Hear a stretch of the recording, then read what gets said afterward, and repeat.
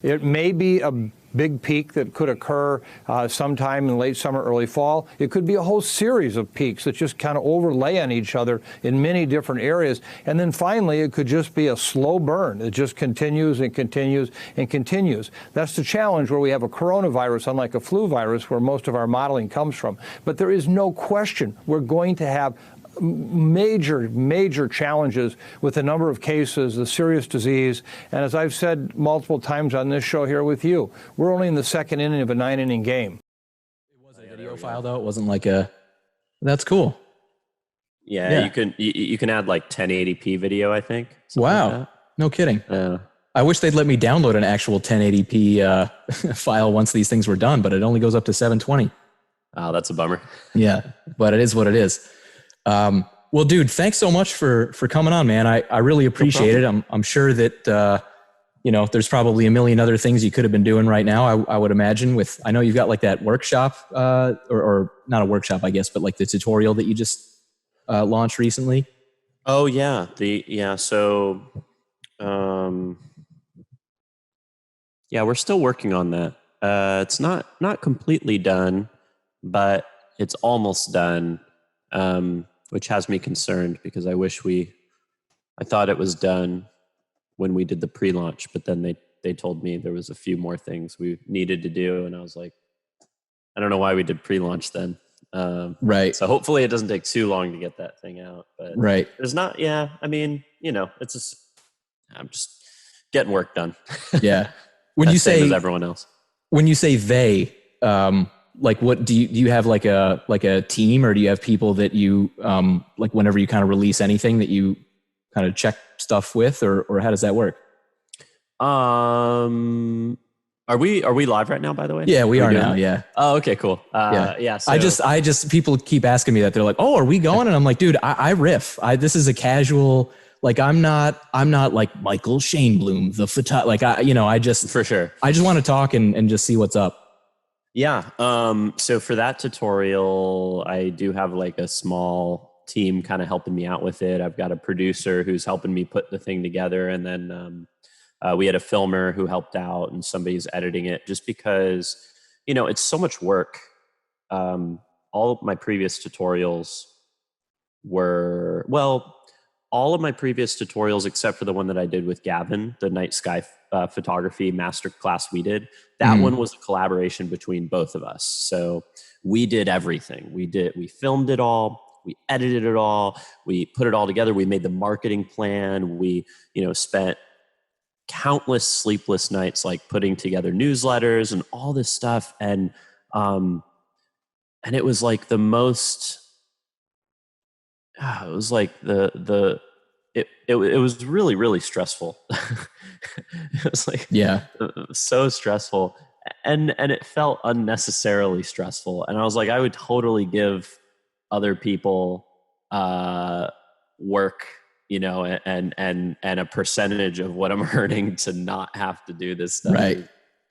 Right. So yeah, for the time-lapse tutorial, that one's really big.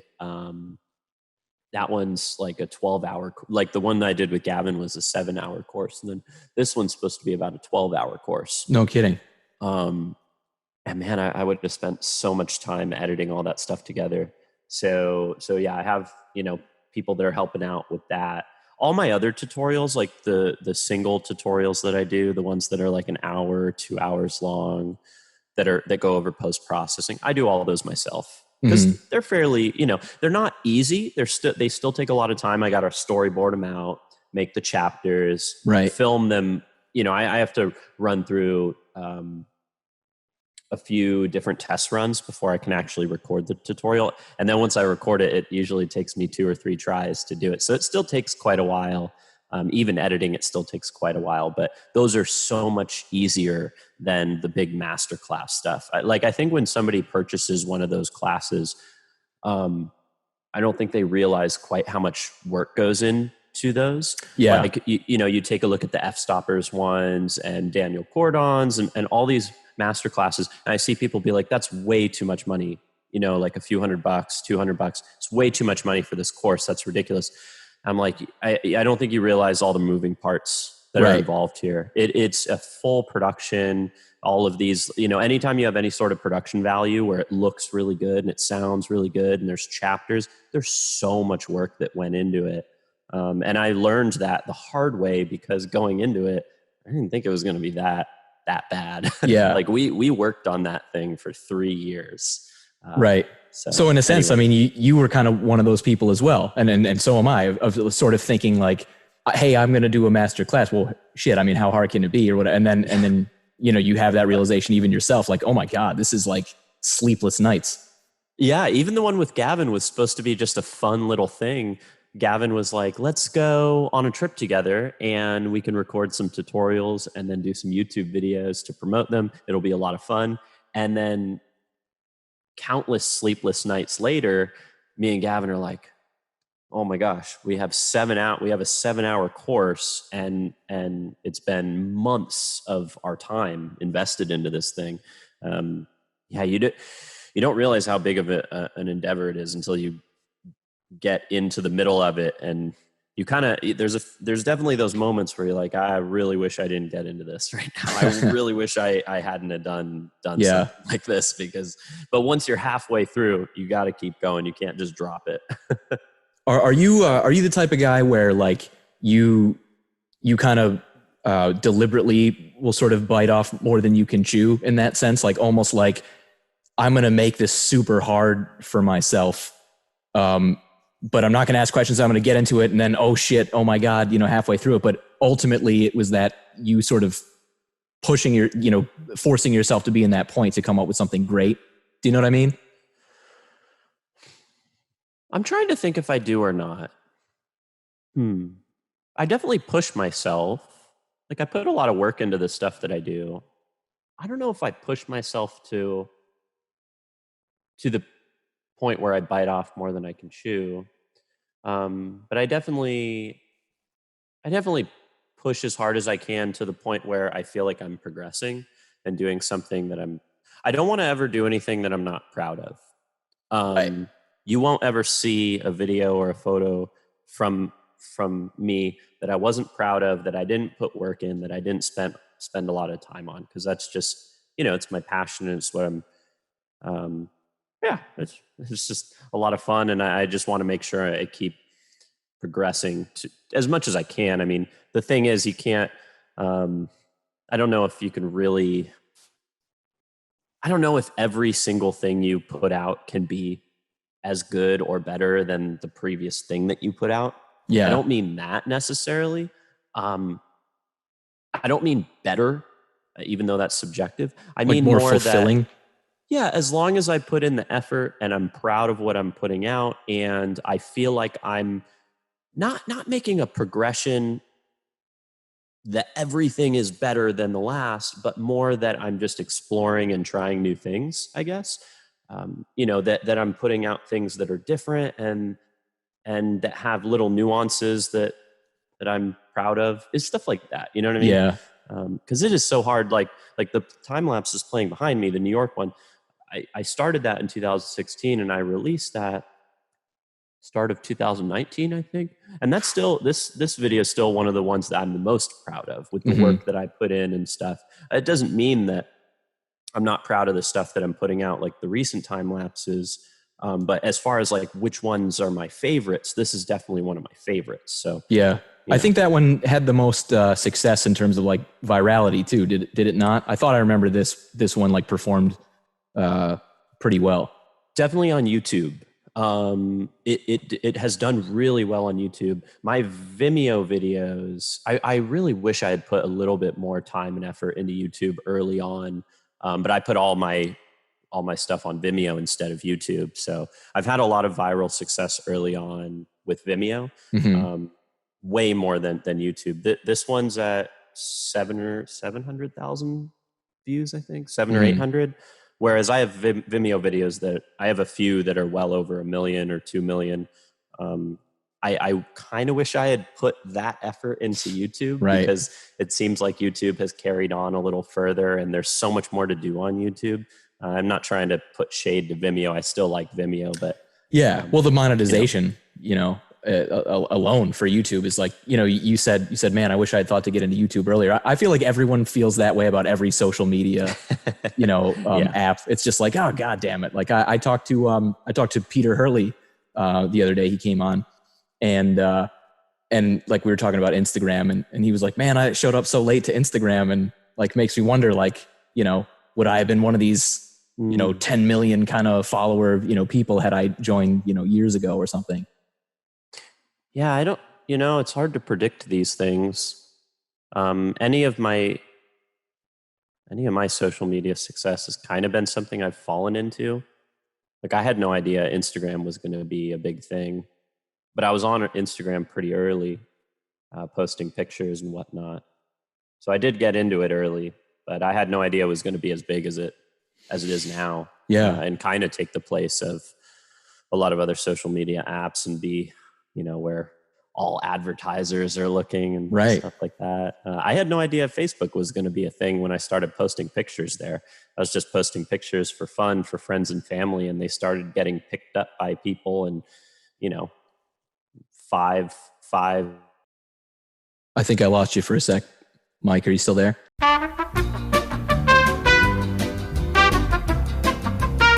Says my internet connection is unstable.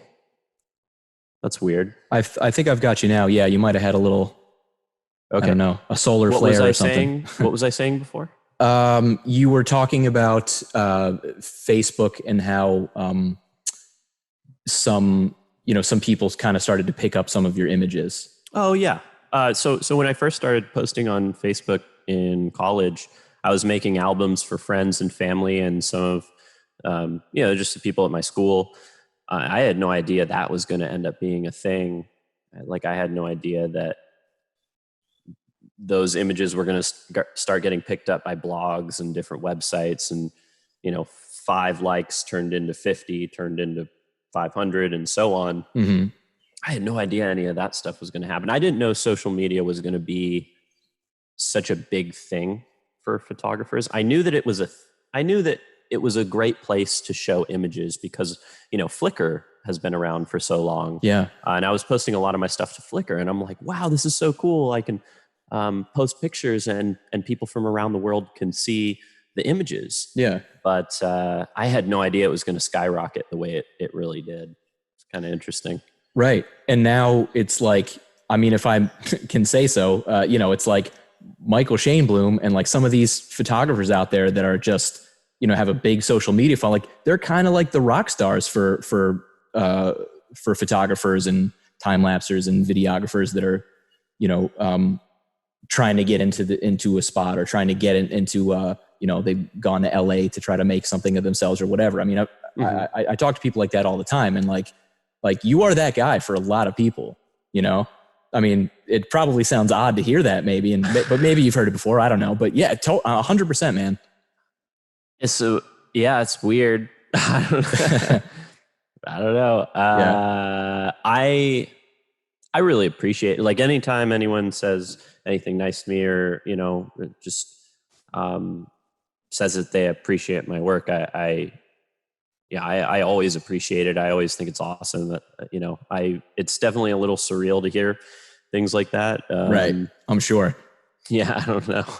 It's just, it's all I do is take pictures and make videos. Right. It's fun. Yeah. Like it's what I love doing. It's what I do every day. And I've made my best friends most of my best friends are photographers, and it's definitely, it's my life, but it is kind of an odd concept that's it's a little weird that's kind of in a sense, a little bit of like I don't know. It's totally weird, dude. I hear so you. Odd. I'm not like living in that spot, but like it's totally weird. I can see it pretty objectively and say that, yeah, that must be so odd, especially if you're, because I would say like most photographers are kind of, in fact, this is a theme that everyone seems to be talking about. Photographers, musicians, really any creative people is the like imposter syndrome. It's like, it does seem like most people behind the camera come from more of a spot of like, I kind of want the attention to be on something else, but maybe I like to get the attention for what I've created, but I don't so much want it to be on me. So I can imagine that must be an odd feeling for a lot of you guys. Yeah, that's kind of how I feel. Like I would be lying if I said I didn't really appreciate it when I share a photo and people like it and people tell me they like it and people give me praise for the image and say that the image made them happy. I mean, that's awesome. I love that. And it makes me feel good about the Sure. image that I created. Of course. Yeah. But yeah, being on camera and being the center of things sometimes is very odd. Maybe it would be less odd for somebody who's more extroverted or somebody who feels a little bit more comfortable in that type of position. Mm-hmm. But yeah, most landscape photographers aren't that way. I mean, Right. a lot of us are pretty introverted. People avoidant. Yeah. Yeah. And I kind of do my own thing most of the time. So yeah, it is a little odd. Some of the things I've had to go out of my comfort zone a lot with some of the things. Vlogging was a little bit outside the comfort zone for sure. Doing any sort of commercial where I'm the quote unquote talent, Mm-hmm. it's very weird. Right. I'm not going to I would never get used to that. And then public speaking was a really tough one for me because I've done speaking engagements, I've done conference talks, I've done talks for Adobe, and those are terrifying. Really? And I think I think I'm okay at them, but they're scary every single time. And it doesn't matter if it's like 30 or 40 people or if it's 500 people. Really? I've done both and they're both just equally as scary for me. No shit. So even like the photo pills ones, because those are relatively small groups, right? Like even though it's a little uncomfortable. Yeah, I felt so nervous at the photo pills one. I remember the first photo pills.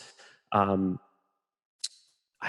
remember we were doing intros, and I felt oddly nauseous for some reason. It was like the second day we had gotten there, and there was only 60 people in the room, and everyone was introducing themselves, and it was like Elia Licardi and Albert Dross and all my friends, and then I get the mic passed to me, and it's like, now Michael Shainblum, and I grabbed it, and I was like, I feel kind of sick.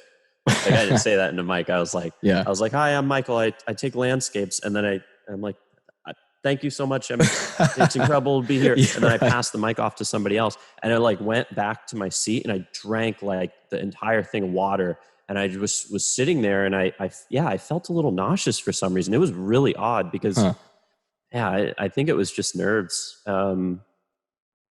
It was only 60 people.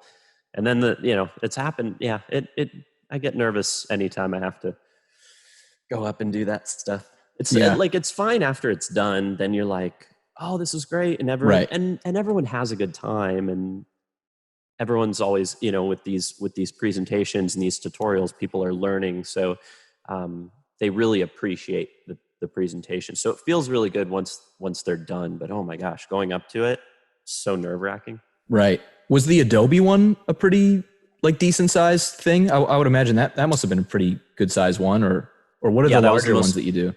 That was the most nerve-wracking. That was in 2015. And up until that point, the largest crowd I had ever spoken in front of was 40 people for a tutorial, like a presentation in a classroom. And I did that conference for them with Russell Preston Brown, and he's awesome. He's incredible, and he does all the big presentations for Adobe products and launches and stuff like that. Yeah, and he invited me to go speak on tour with him. So we went to Hong Kong to speak, and then we went to Singapore. And both of those crowds were over 500 people. No shit. And again, up until that point, I had only spoken in front of 40. And that was, I think one of those moments was the scariest moment of my life, was when we were in Hong Kong. It was before any of we did 4 presentations, 2 in Hong Kong, 2 in Singapore. And we were doing sound test the night before for the Hong Kong one. And I got mic'd up and I stood on the stage and they had booked out like a big, stadium type of thing. And the whole thing was dark, like, but you could see the seats, but it was like pretty dim. And then they had a spotlight on you. Right. And I was doing a mic test, and I remember during the mic test that my whole stomach just like got dropped. That was like the scare. And I actually walked off, and I was like, I don't know if I can do this. No shit. Yeah. Wow. That was crazy. I did not sleep that night because we had to do the presentations the next morning at like 9 a.m. And yeah, that was terrifying doing that sound test. But it went well. It was fun. I did. They always go better than you think they will, right? Oh yeah, for sure. I just kind of, what I realized my fear of public, well, first of all, I'm really, really shy. So that's part of it. But right. My fear of public speaking also comes from high school and middle school. Just like every time I would give a presentation, it always went poorly. I just remember every single time it went poorly. I was always talking about things that I didn't give a shit about, right? Yeah. It was talking about topics that I didn't care about. Right? Yeah. Yeah. I also am dyslexic. So, anytime there was a presentation where you had to read it in front of a crowd, I would fumble the whole time and lose my place and mix up words. Mm-hmm. And, kids in middle school are mean. So if you're going to do that, ruthless, they're going to laugh at you. Especially kids in middle school, like what used to be kids in middle, because I know kids are, I think probably like nicer now. I keep hearing. Are they nicer now? I don't know. I don't know, but I'm talking out of my ass here, clearly bullshitting, but I feel like I hear a lot that kids are generally more like tolerant now. Maybe they're assholes online. That could be the case. That's a positive, because they were pretty brutal at my middle school, and like if somebody messed up a presentation, there was going to be laughter in the crowd. Right. And I remember I would mess it up every time. Anytime I would get called on to read something or do this or that, I'd shake, I'd mess up, and it conditioned me to be terrified of public speaking because of embarrassment. I just didn't want to embarrass myself. Right. Yeah, so I was super terrified. And then when he asked me to do it, my childhood memories got brought up, and I just imagined 500 people like laughing at me or cringing because I'm messing up. And I'm like, I went through that in high school and middle school. I don't want to go through that. I don't need this shit. I'm a successful photographer. What the hell do I need this in my life for now? I'm perfectly fine. I make my photos. I post them online. People say, "Hey, great photo," and like want to print or whatever. That's fine. Well, let's do that. I don't need to, talk with a big screen in front of people. But no, I'm glad I did it. It was kind of one of those things where it's like facing your face. It was facing my biggest fear. Yeah. My biggest fear was public speaking and like just that social anxiety. So I'm really happy I did it. Yeah, that's cool, man. And, but yeah, I'm sure like once the spotlight's on you, you're like, oh my God, like everything's dark except for me. That has to be one of those like, oh my God, like I feel like I'm like supposed to be really important now and I can't fuck it up. And you know what? It was worse during sound check than it was going up on stage like right before talking in front of people. Because during the sound check, there weren't any people in the crowd. And for some reason that psychologically made me think of all the ways I could mess up. Right. Because it's they weren't there yet. Clean slate for your imagination. They weren't there yet. And my imagination just went like, you're going to mess up. You're going to mess up. Hey, you want me to show you all the ways you can mess up? Let's think about all of them. Let's just rattle off the list. Right. Right. And then when the day actually came and I'm stepping up the stairs to go on stage and I'm all mic'd up and I'm there and I'm in my one nice shirt that I kind of figured out how to iron. You know what I mean? Once I'm there, it's like, there's no turning back. At that point, it's like, you just need to go for it. So just don't think about it and just go for it. And the thing is, as soon as I started talking about photography and just giving my presentation and sharing these images and sharing these moments that I'm really proud of and sharing the stories behind them. And people are just loving it and enjoying it. And I'm not running out of things to say. It's all coming natural. I made notes, but I couldn't refer to the notes because if I had read notes, I just would have like messed it up. So I was just like, I'm just going to talk and just talk about my work. That's it. Like I've got my visual cues and I'm just going to tell my stories and talk about why I'm doing this and what I'm doing. And it went, I didn't feel uncomfortable. And at the end of it, I was kind of like, I don't really know what I actually said. Right. Like, I don't remember what I said. Right. So I actually went down and asked the people, I was like, wait, did I do okay? Right. Yeah. Other than the tirade that you went on against, some like demographic of people, like, other than that, it was, what? Yeah. Autopilot. You can't trust autopilot no. But anyways, yeah.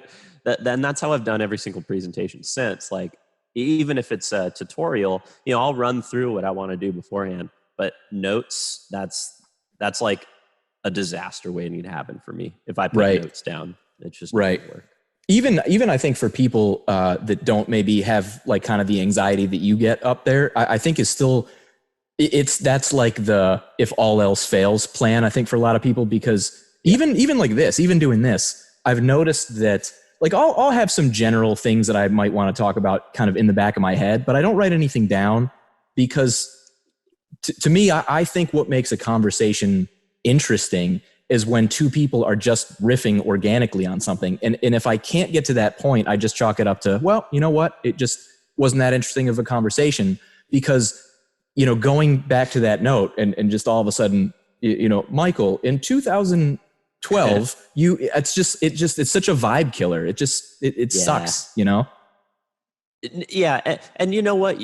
There are some good interviews that are done that way, where it's just like, here's your question and, provide an answer, and that's fine. Mm-hmm. But I definitely find that these more natural conversations lead to better answers that are more interesting that people haven't heard before. Because I've done so many interviews and so many podcasts and I know like a lot of the questions that come, I have an auto answer for. Right.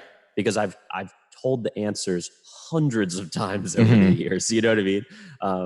Half the time I feel like I've even like changed the answers a little bit. You know what I mean? Yeah. Well, last week you said yes, and today you're saying no. What's that about? Oh, I don't. Yeah, I'm like, wait a minute. When did I start? When did I do that one again? Oh, I can't remember. Yeah, but anyways, right. No, I think it leads to some better conversations for sure. Mm-hmm. Yeah. So you're not? I would imagine you're not that nervous like around your close friends, right? I mean, you don't get hit with that. It's just like amongst people that basically don't know you or know of you, but you don't know them. It's like bigger groups of people mostly. I mean, I'm fine, like small groups. I love meeting other photographers and going in little small groups and chatting and just having a good time. But yeah, once the group gets too big, I get a little anxious and a little social anxiety. But that, again, that's kind of why I do landscape photography, because it is more personal. I love shooting with people though. I know a lot of friends who only shoot by themselves. I'm kind of a mixed bag. I do half and half. Some of my shoots are just myself. I just go out, I do my thing. I go explore and take out my camera. And then other times I'll go with a group of small people. And the thing is, when we're shooting, we're never like right next to each other, looking over each other's shoulder. It's more like we're just enjoying each other's company for the shoot. Yeah. Like we'll camp together and then go scout our compositions, go shoot our own individual compositions and meet up after, and we'll talk about it and be like, what'd you get? Oh man, that's so cool. I wish I had found those rocks, stuff like that. So I love going out with people, but yeah, definitely smaller groups. When you go by yourself, because I'm thinking about how do I feel about this as you're talking about it. Do you, like, for me, I think I do enjoy obviously just hanging out with people. And if that's the medium for that is photography, then great. But I also kind of feel like, and to be fair, this might be because I don't have the experience that you have. And I'm obviously not as good of a photographer. And, I'm still learning a ton. Subjective. I mean, it is, but I also just know that, like, so I say that because, maybe it's more difficult for me to take as good of a photo when I'm around people because they serve as a distraction. So my kind of knee-jerk reaction to this question is, well, you know, if I'm just kind of going to the same composition I've gone to 1,000 times and like don't have that high of expectations, it's kind of like I'm more open to maybe being around people. But if maybe I'm in a new spot, or it's the type of shot where I'm like, I really give a shit about this shot, something's going to happen today or whatever, and I really care, it's almost like I can't be around people as much because I'm just too like, I'm here to get this, I'm not here to, you know, hang out with you guys. Is that how it works with you? I totally see that. And I think it depends on how people work. I'm just not distracted by people. Like if I've got my mind set on something and I'm looking for a composition, like somebody could yell at me and I'm not going to hear them. Right. You know what I mean? I'm just in the zone and focused. Like somebody could be like there could be somebody right next to me. And if I'm focused on something and I'm trying to get something done, you know, I zero in on that regardless of what's around me. Or, you know, even being here in San Francisco, there's a lot of distractions here in this city. And I still work pretty long hours every day. And, you know, there's a million ways I can get distracted too. Like I've got video games and movies and especially these days, man. Yeah. Especially, well, right now it's like, may as well just do whatever, but yeah. This is the only job I've ever had too. So that's interesting, actually. Yeah. So I've gotten used to it, and sometimes I'm not my best boss. Like I could probably be a little tougher on myself to get certain things done, but I stay pretty productive usually. Like even right now on my other screen, I'm working on some new images and I've got my emails up, and I'll be in a conference call after this. So I'm always, every single day I make a list. No, every single day I make a list the night beforehand of stuff that I want to accomplish. A lot of it's just basic stuff. Like I tell myself, hey, you should work out today or tomorrow. And hey, you should go for a bike ride tomorrow. And hey, you need to clean up your space tomorrow. But I also put in a bunch of stuff that I need to do, admin work for the business and photo work and video work. And then sometimes I'll even put like goals of new things that I want to achieve that are maybe a little bit more abstract.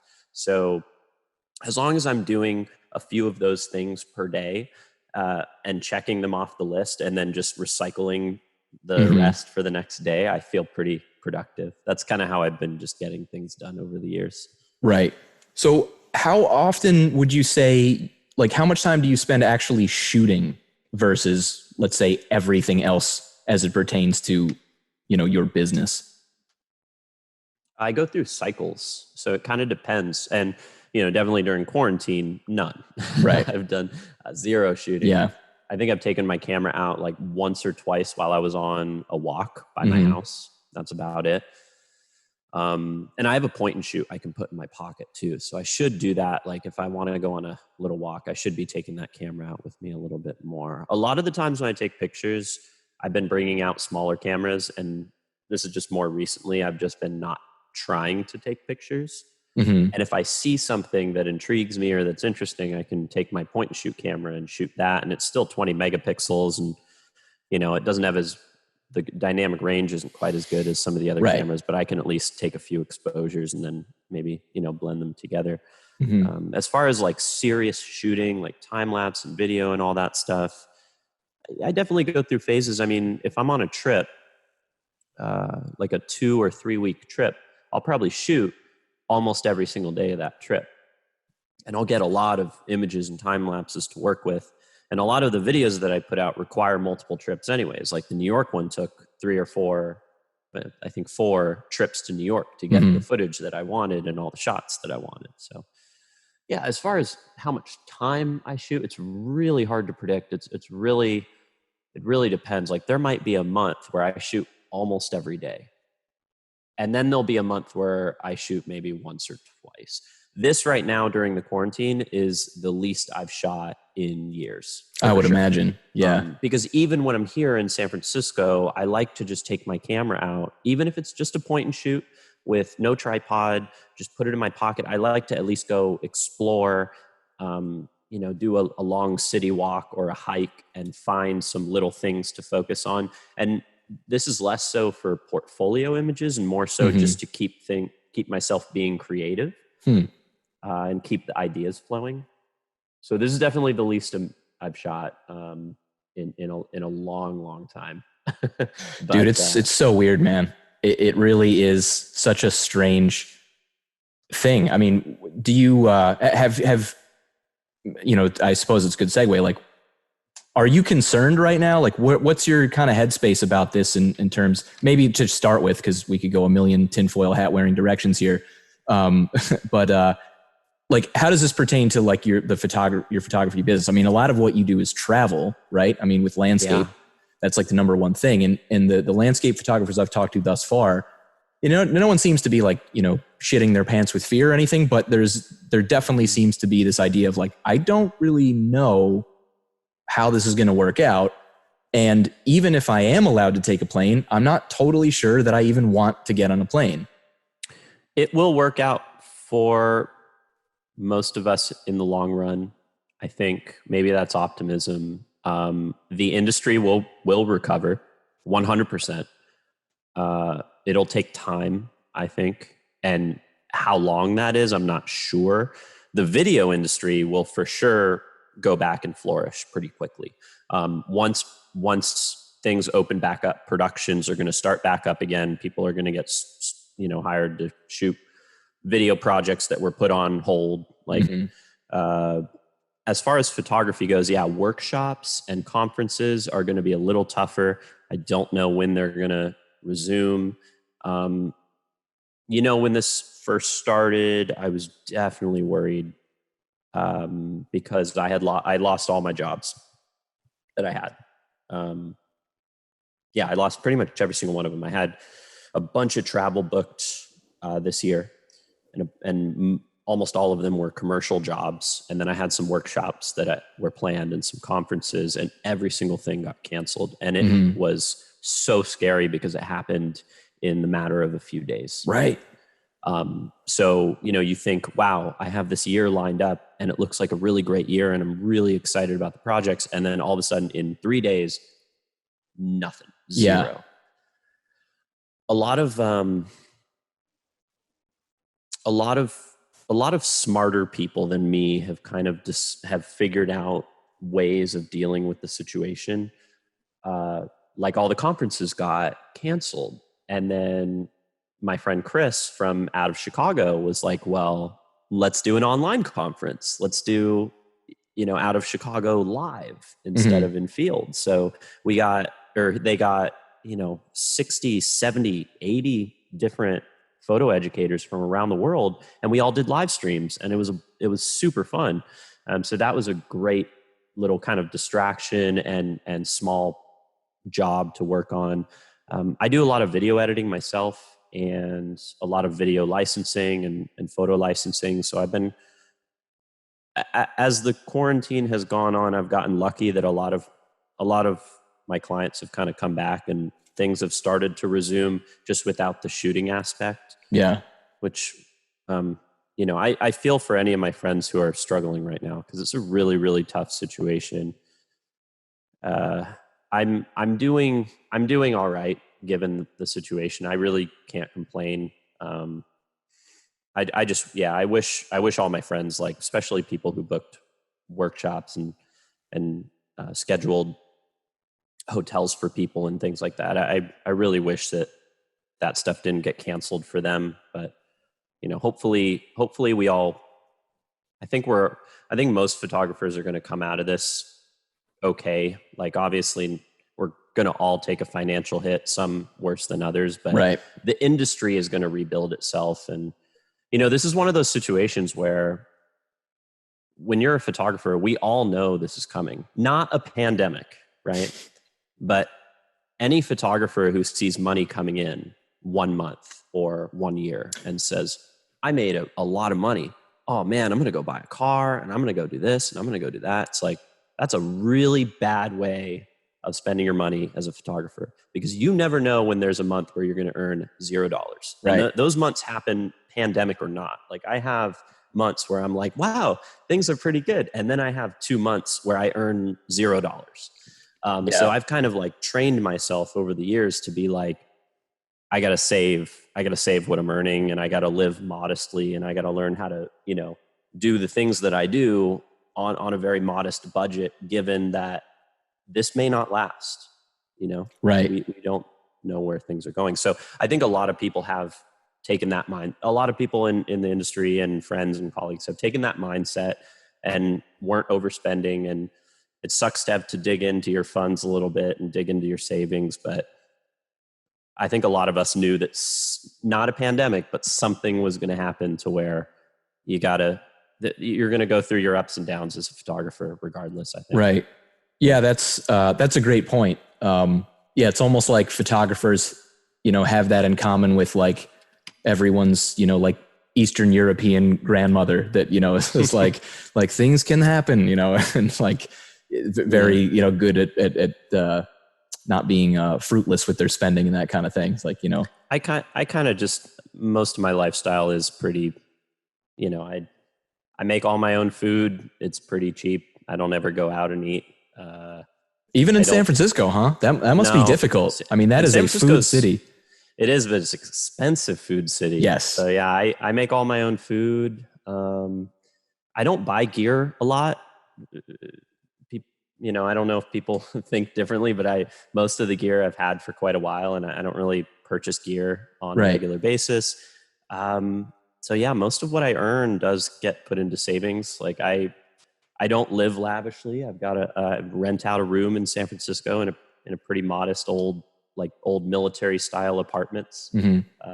And I have roommates, and yeah, so, I don't need much. I'm not here I'm here right now for months at a time, but I'm not here that much. This is just kind of a base camp for me where I get some things done and hang out with friends. But so anyways, yeah. And even traveling when people are out of quarantine, there's ways of doing photo trips where you don't spend a lot of money. I think people think, oh, I wish I could travel, but I don't have the money to travel. Well, if you can pack up your car and go on a road trip and camp and eat modestly, not, don't be going to these $3 sign restaurants every night. You can make a trip really inexpensive. Like a lot of my road trips, I spend almost nothing on. The biggest expense is gas money. Right. You know what I mean? Yeah. So. Yeah. My friend, JJ, who's a Philly photographer, fan of yours, actually. In fact, he told me this funny story where I think he was like some representative, for, was it Photo Pills? Like it was like a New York thing, and he got kind of called into it. Photo Pills. And he said, he just like sarcastically, he's like, yeah, it was like Shainblum, like Licardi, and me. And it was just laughing about how it felt super awkward about it.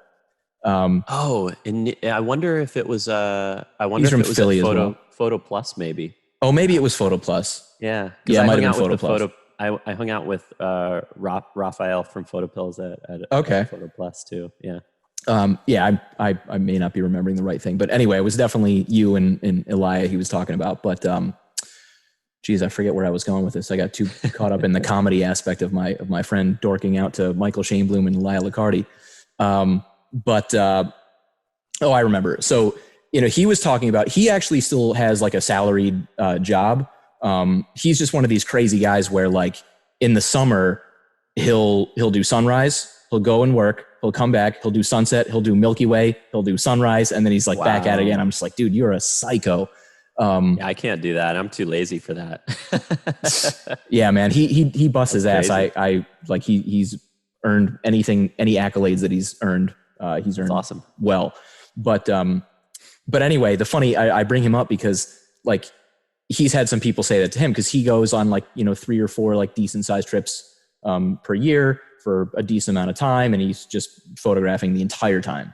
Like no time is wasted. And somebody asked him about going to Hawaii, which he went recently, and they're like, man, like I would love to go to Hawaii. And he was like, dude, I'm like making money on these trips because I live at the bread line and less when I'm out there. I'm camping the whole time and I take PTO. He's like, when I come back, I'm like up a little bit. Yeah, no. And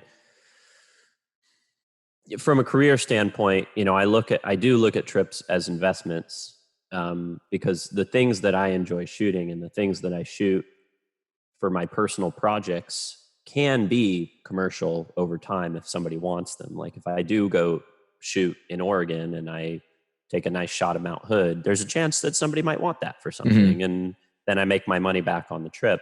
But yeah, even for Hawaii, like I've been doing points on my Chase card, like the Chase set. This is not an advertisement for Chase. No. We can talk about that as well. In fact, I like where this is going. But I use that Chase reserve card. And I've earned so many points on that card from just buying the things that I need.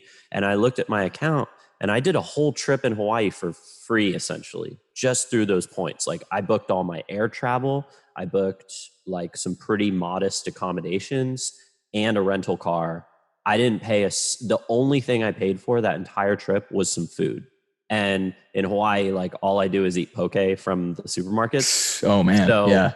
It was I went to Hawaii and it was a pretty inexpensive trip. Yeah. If anyone hasn't like gotten into the whole like credit card points thing. Oh man. That's the real deal right there. Like I haven't paid for air travel in a while because I don't hop on a plane that much. And of course, if I do a client project where they need me somewhere, they'll pay for that. They'll pay for the travel. But if I want to do a personal trip and I want to book a flight somewhere, usually I have enough points to book to most places right now. So yeah, definitely get into the point thing. That's been hugely helpful for trips. Dude, I'm such a missionary about the point thing. Like anytime I meet anybody who is even remotely like, I don't know, downtrodden of the idea of travel, like, and they hear people say, I went to this place, and they're like, oh, I'll never do it. It's like, dude, like I'm in like business class and shit. And you know what I mean? And it's like, I don't go that far though. Business class. Oh man. Like I'll do it because it's like, I just play the point game well. I'm no business class guy. You know what I mean? Like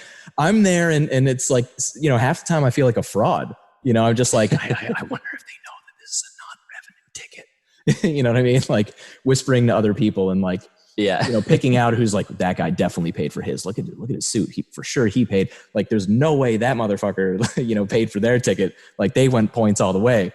But yeah, man, I'm constantly trying to reinforce that to people that like, dude, just like, you don't have to be the guy that gets the credit card and then buys some unnecessary thing, like a massive TV or something. Like you don't have to do that.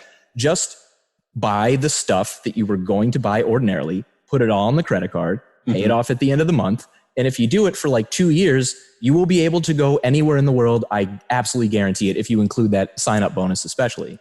Yeah, I think the sign-up bonus even alone, I made sure that it was a month that I needed to get stuff. So I think the month that I opened the card, they say that like in 3 months you have to spend a certain amount of money. Yeah, like $5,000 or something. Yeah. Yeah, something like that. And in that time, I needed a camera. I think it was 2015, and I bought the Sony A7R II because I needed the 4K video from that camera. And the A7R II, I think I maybe got a tripod or something that year too. That paid for whatever the fee was. And then automatically, I had enough money. I think they gave enough money from the opening, like they gave you enough opening credit to pay for like a $500, $600 flight. It was pretty crazy. I was like, man, that's pretty cool. Right. Was it, so you you said the reserve. So I wonder, did you get it when it was doing that 100,000 point thing? Cause that when it first came out, it did that. And it was like, everyone in the universe was like, I'll take that. I think Chase may have even lost money on that or something. They did. I had the preferred and I got their bonus. And then I switched from the preferred to the reserve to get that bonus. Nice. And I got both. Nice. Well done. Well done. All of it. That reserve is so awesome. Like when this quarantine ends, I'm trying to be I'm actually saving quite a bit of money, like as far as my expenses go, because I'm, but during outside of quarantine, I don't eat out places that much, but I still do sometimes just because, for convenience sake. But since I've just been getting groceries every other week. I've gotten groceries, and that's lasted me 2 weeks every single time. And I haven't bought anything else. It's like I have been saving a decent amount of money, but I'm also trying to, just because of course, way less jobs and way less work coming in. So I have to balance it out. But I'm just thinking, right.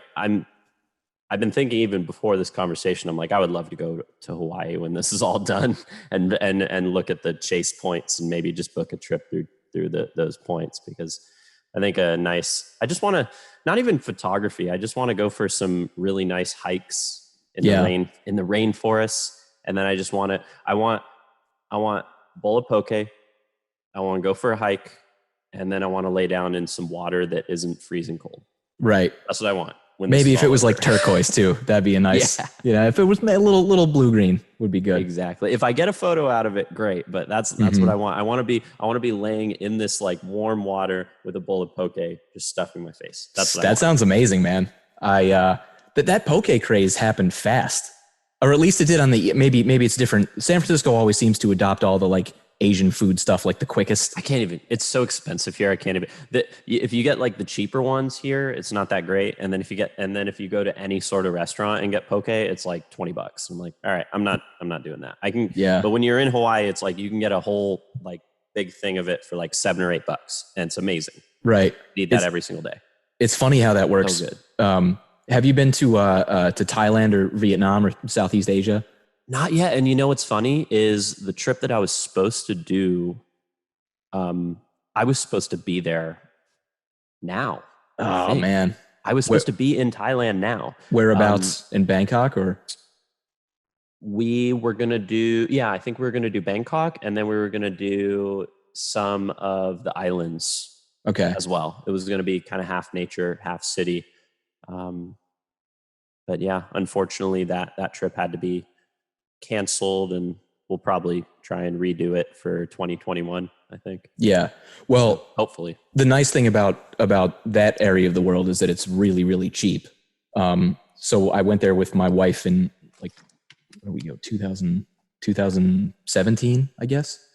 And I bring this up in response to the thing that you mentioned about the poke, was like the amount of delicious food that you could eat in either Vietnam or Thailand for nothing was so, I mean, I felt guilty. It was like, I'm getting so much for so little. And then, but like on top of that, what people will always tell you, like if you read any, whatever, TripAdvisor, just like, what do you do in Thailand? Or, like the common thing that you always come across is don't ever like accept anyone's first offer, like always negotiate, because it's like a cultural thing. And that totally makes sense. Yeah. But what's funny is that like their like, initial ask seems insane already most of the time, that like, I'm almost like I'm head over heels for the initial offer anyway. So like, I don't know. It's like, I almost don't even want to negotiate, because I'm just like, Jesus, like I'm getting, I feel this like colonialist, aspect of like, this feels wrong to me. This should cost more. Yeah, I've heard the food is so good. I'd be excited to try it for sure. And I've heard accommodations also pretty cheap. A little expensive to get there flight wise, but of course, like anyone who, if you rack up some points, pay for like half the flight or pay for most of the flight, and then bam, you spend the money on some inexpensive food and some inexpensive accommodation. Yeah, that sounds like a fun trip. I would love to do that.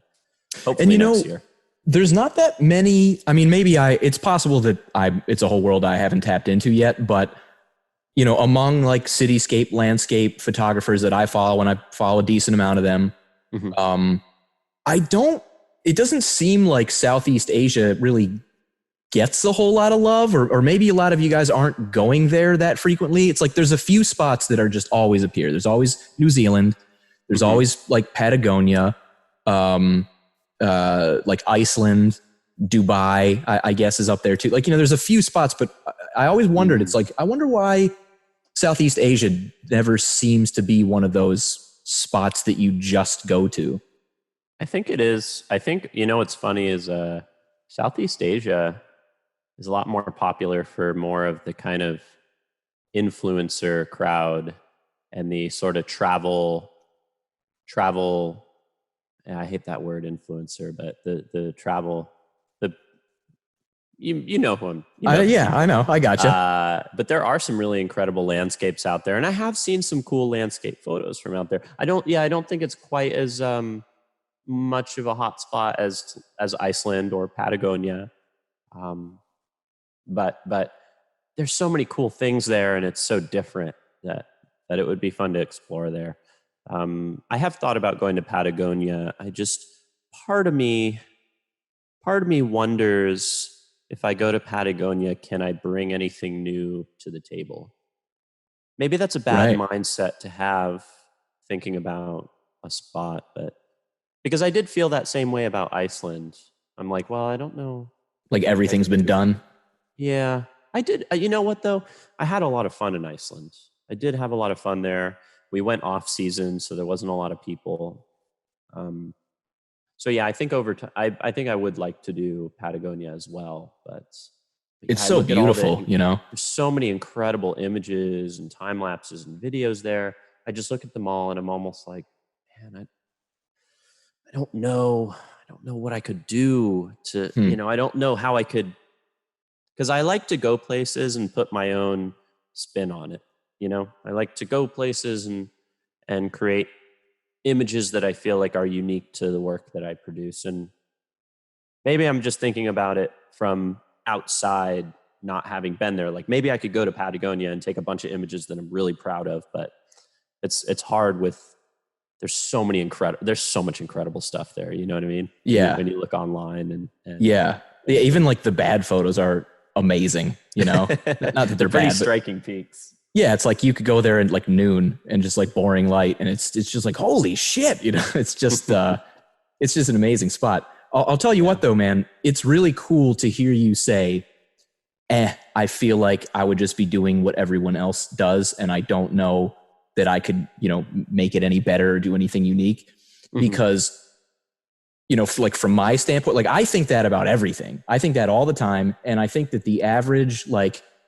I've seen some tutorials. I've done a bunch of Googling. I'm pretty good at landscape and cityscape, like good, but not, I need a ton of work to get to whatever. I think every single one of those people thinks that like constantly, just why would I want to go here, but if I'm being honest with myself, I'm probably not going to do anything very groundbreaking. I'm not going to be able to get the best sunset in front of, name the mountain or building or something. Like someone else has done it better than me. And then I also think that like it's one of the most difficult things to do is to go to one of those iconic places and then not take that exact iconic composition, because if it's already in your head, and you already know how amazing it is. It's like, well, dude, that's what's the one in Iceland that's like everyone has done with the 3 waterfalls and you know what I'm talking about? Ooh, I can't think of the name of the mountain. 3 waterfalls. Like 3 like little waterfalls, and they kind of lead you from the bottom left corner up to what's the main mountain, the one that everybody goes to see? Kirkjufell? Yes. Yeah. There's 3 waterfalls that lead to Kirkjufell? Maybe not waterfall might not be the right word, but like there's this little like a river or a creek or something. It's kind of semi-dried up. And then there's like these 3, I don't know, like small waterfalls. Like, I don't know. They're not big. You're gonna have to send me this. I'm trying to recall or if I even went there. I don't know. I'm not picturing the image for some reason. Okay. But I promise you've seen it. You're going to have to send it to me. I will. But now it's funny. Now I feel like my whole theory is getting like disheartened. Now you're like, I've actually never heard of that composition. No, I'm a space cadet. I've probably seen it before and I just like can't picture it right now. Okay. Well, the point being is that there are so many shots of things and they're meaningful to people. Like you see them and it puts you in a state of some kind and you go, God, like that's so crazy. I would love to go take a shot like that. And I think it's really difficult to think beyond that point, because you kind of go, well, I know that one's really good. And I'm sure that everyone better than me has gone 360 degrees around this location and checked it. Like there's a reason that everyone does this. So, on one hand, you kind of go, I want to get that shot because that's the best one. But on the other, it's like, maybe if you're not that naive and you've done this for a long enough period of time, you kind of go, yeah, but I'm just another one of the 10,000 images of this thing that are good. It's so hard to think outside the box there, especially for me. I just go, you look around, you go, I don't know, I've got nothing. Let's just go back to the spot. You know what? It's a thought that always crosses my mind before I go somewhere. Yeah, a lot of the times. I thought that before going to Iceland, and I don't know if I got anything that I find really unique from my Iceland portfolio.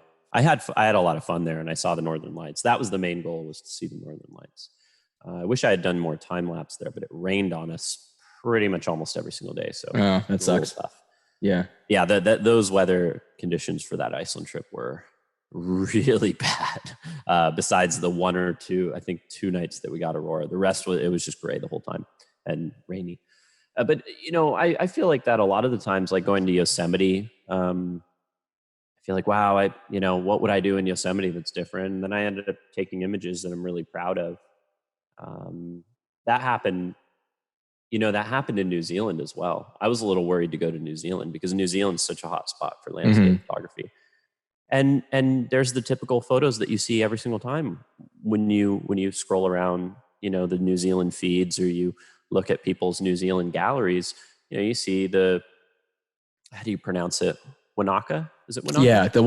Yeah, the lonely tree. Yeah. Yeah, Wanaka tree. The very classic view of Milford Sound from the bottom with the beautiful it's the view right there is like, oh my gosh. Yeah. It's really hard to believe. Pictures do not do Milford Sound justice. Really? At all. It is, and I don't think pictures do New Zealand justice. Right. At all. New Zealand is spectacular. Is it number one, do you think? Number one spot you've been to, would you say? It's one of my favorites because I beyond even the photography, I just enjoyed the whole experience. I loved the people. I loved the food. I loved just everything about it, going from spot to spot, just the in-between places, the towns. It was just a really incredible experience. So for me, it was definitely one of my favorites. Not just photography wise, just pure, I had so much fun on the trip and didn't want to leave. Right. It was like we were eating eggs Benedict every single morning and then going to all these cool places. And there was so much diversity, so much variety of landscape we saw within 2 weeks. I mean, just the seascapes with those crazy boulders, and then the incredible mountains just everywhere, all through Mount Cook National Park, with all the, incredible rainstorm and then rainbow and then wind that's like 60 mile per hour that felt like it was knocking our camper van over. And right. The whole experience was just a wild ride.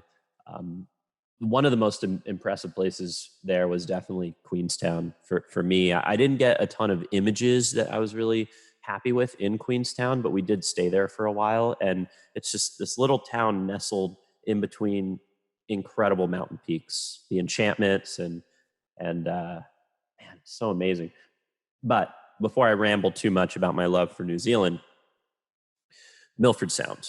Milford Sound is one of those spots, right? You know the image. It's been done. Typical image. Everyone has the image. And frankly, I hadn't really seen many other images of Milford Sound besides that image. I saw that one.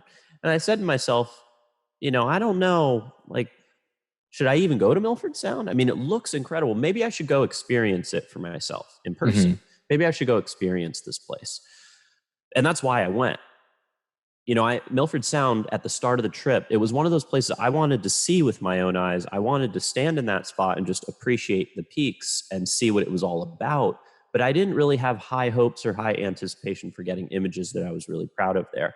And I don't have a great photo of that view with nice light. I don't have one. Everything else in the Milford Sound just inspired me completely. Like the formations of the trees, the foliage, the forest, the mist clearing out, the waterfalls pouring down all the cliffs. I shot so many time lapses, so many video clips, so many photographs. I mean, I have a portfolio of 30 or 40 images from just Milford Sound. Wow. And none of them really have that view that as Milford Sound. So it has taught me that even though I'm a hypocrite and I literally just said earlier, I don't know about Patagonia because I don't think I can find anything interesting. I think anyone can find something interesting if they look hard enough. You know what I mean? If you look beyond the view where you go up to the railing and you say, wow, that looks pretty cool. That's the view right there. I've seen it. And then take the picture and leave. If you look behind you, or you hike 2 miles that way, or you hike 5 miles up there, you can usually find something pretty interesting. And that's in almost every spot. Right. Yeah, no, I'm sure you're right. I think it's just, I think it's a psychological barrier that's very difficult to get over. I think 100%. It kind of puts you in a little bit of a creative rut if you just feel like, well, that's the image. I can't compete with that, you know? Yeah. I have that exact same thing. And it's not until I go to the place and I'm proven wrong, you know? Right. Right. Well, I'm glad that you got that experience, especially if you got, what did you say, 40 portfolio images? That's unbelievable. I'm probably over exaggerating that. I think I got at least, I would say how about this? I got like 15 images from Milford Sound I'm really happy with. And then I definitely got like 15 or 20 video clips that I think are pretty fun. Right. So I was really proud of the stuff that I shot out there. Like, sure. I mean, well, I feel like I would imagine that if somebody like you goes anywhere and then comes back and says, I have commercially viable stuff, or I have a print that I can sell, like, I don't know, hundreds of copies of or something, like, you've got to, I'm pulling that number out of my ass, by the way. You've got to feel pretty good about that, right? Yeah. I don't know if those ones, they're very like dark and moody and rainy and kind of almost eerie. So I don't know if anyone's going to want them commercially or for like prints or anything like that. But I'm just really like, I'm so happy with the way the compositions came out. There are definitely those shots though. Like I bet you if I had shot the view with the peaks with some light on them, that's probably a more that's probably a better commercial image and print sale image. Same with the famous tree. But I was so happy with those images. You kind of have to, I think you kind of have to balance the images that you think are going to do well commercially and balance that out with the images that you're really, really passionate about too. Right. Like I have images that I'm passionate about that do sell well commercially, but there's images that I take that I love that are some of my favorite images. And I know no one's ever going to want them for anything. And that's fine. They're strictly personal, but they are some of my favorite in my portfolio. Yeah. Did you always feel that way, or did that take time? Because for me, I don't want to say I take it personally, but like it does bother me a little bit when, like, for example, if I'll get like a share from some curator on Instagram, and they'll take an image of mine where I'm like, that one sucks. Like, I don't even like that one. Why didn't you pick that? Like, that one's way better. Like that stuff, and I suppose at the end of the day, it really is subjective, like you said.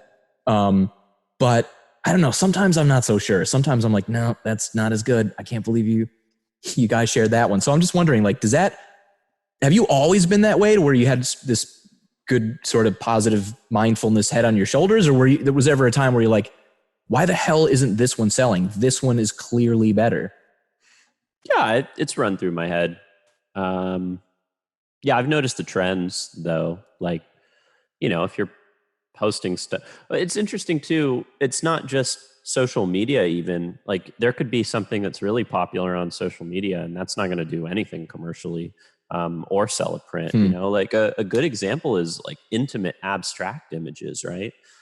They're beautiful to look at. They're so creative. They're so fun, and they do very poorly on social media. Social media people don't want to some images of cracks in Death Valley. Right. I think they're amazing images, and they're so fun. And those are a lot of the intimate shots of flowers and these beautiful scenes of these landscapes. a lot of people want prints of those images too, because they work really well in interiors. But yeah, those images do very poorly on social media. And then take a look at seascapes, like a beautiful seascape, dramatic wide angle frame leading the water through into the sun, and then burst of pink cotton candy clouds. For some reason, those images sell really poorly as prints. For some reason, people don't want prints of that style of image, but they do really well on social media. People are definitely willing to put a thumbs up to one of those images, and then put a nice little one sentence comment on those. So it kind of depends. You see trends of like what sells print wise and what people want commercially, and then what people are enjoying on social media. And it's a weird mixed bag, but I see the trends. Like, I know when I take a picture, I know if a picture is for me or not. Like, specifically, everything that I shoot is for me, but I know specifically if an image is only going to jive with me and maybe like a few of my photographer friends. Right. Like if I post a Milky Way picture or something like that, chances are the mass will probably be like, wow, that's a cool Milky Way picture. If I post something that's a little more abstract, a little eerie, maybe a little scary, maybe a little dark, maybe a little desaturated, that's more for the photographer geek, right? That's more like, I love it. And then I have some friends who are colleagues who are like, wow, this is great. And then the masses are like, yeah, you could have just posted another Milky Way, I think. Yeah, right. There's no Milky Way, rainbow, or colorful sky. Right. Not for me. Right. Or all of them, because of course that's another trend is like, I need my F, 16 or up sunburst right on the horizon. I need the most pink red possible thing, and the Milky Way, and some insane clouds. I've only been able to do 2 of those things. Can't do the Milky Way in the sun though. Right. You're drawing the line there. Yeah, I'm drawing the line there. I have a few seascapes that where like, I've shot so many seascapes over the years, and most of the time it does come down to luck. Like, you see partial cloud, you see a semi-clear horizon, and you're like, "Ooh, is that gap going to work?" And you go out and you stand in the water and hope for the best and get the right direction. But every once in a while, I have gotten those really spectacular conditions to the point where, like, you go home and you don't even really need to process the shot that much. Right. You're just like, clean up a few dust spots and add a little contrast, and bam. It's only happened a few times, but I do have 1 or 2 of those images in the portfolio. Yeah, like it's already, you don't need to saturate it at all. It's like already sort of like, I don't know if people are going to believe this. Like, do I dial this back? Like, this is like already so pink. To the point where it almost blew out the red channels in your sensor. Like, it's almost out of gamut to print. Right. I've had that before where I've had some comments where somebody was like, you oversaturated this way too much. And I'm like, no, you don't understand. This one specifically, I didn't do anything. Yeah. Like, I didn't make this any more saturated than it was. It was that. It was even crazier than that. You know what I mean? Right. Like, that's the raw file color that you're seeing. What's funny? There's sometimes, especially as a photographer, where you go out and have you ever seen a sunset that looked, I'm sure you have, where it looks kind of odd. And the sunset has like, have like these nice pink colors up here, and then some bubbly clouds. And then it'll have like a cyan cast on the horizon a little bit or something like that. And you're thinking in your head, if you saw that image, you would be like, oh man, it's beautiful, but they should have just gotten rid of a little bit of that cyan cast. But then I'm standing there and I'm like, oh, but it's just that it's not the photographer who did that. That's just reality. Yeah, it just is that. Or sometimes like I'll see something weird going on with the clouds where I'm like, that actually doesn't look real. Like, this looks fake. And if I take this and if I don't fix the thing that is actually there, if I don't fix it to make it look more, I don't know, virtually real or so, like if I don't fix it so that it looks real, people will think that I photoshopped it. So in a sense, I'm photoshopping the realism away. You understand what I'm saying? Like, I've seen some stuff like that where I'm like, I took the picture and I look at it, I'm like, that looks so fake. Like, it doesn't sit right. It looks odd. I've had that before for some images where just the color palette, color scheme, people think Photoshop the I mean, I have no problem photoshopping colors. Like I like altering colors a little bit, or like white balance, or changing things to really like harmonize the colors. I have no problem with that. That's super fun for me. But yeah, there are sometimes where you get an image and you're like, wow, that just looks crazy. Yeah.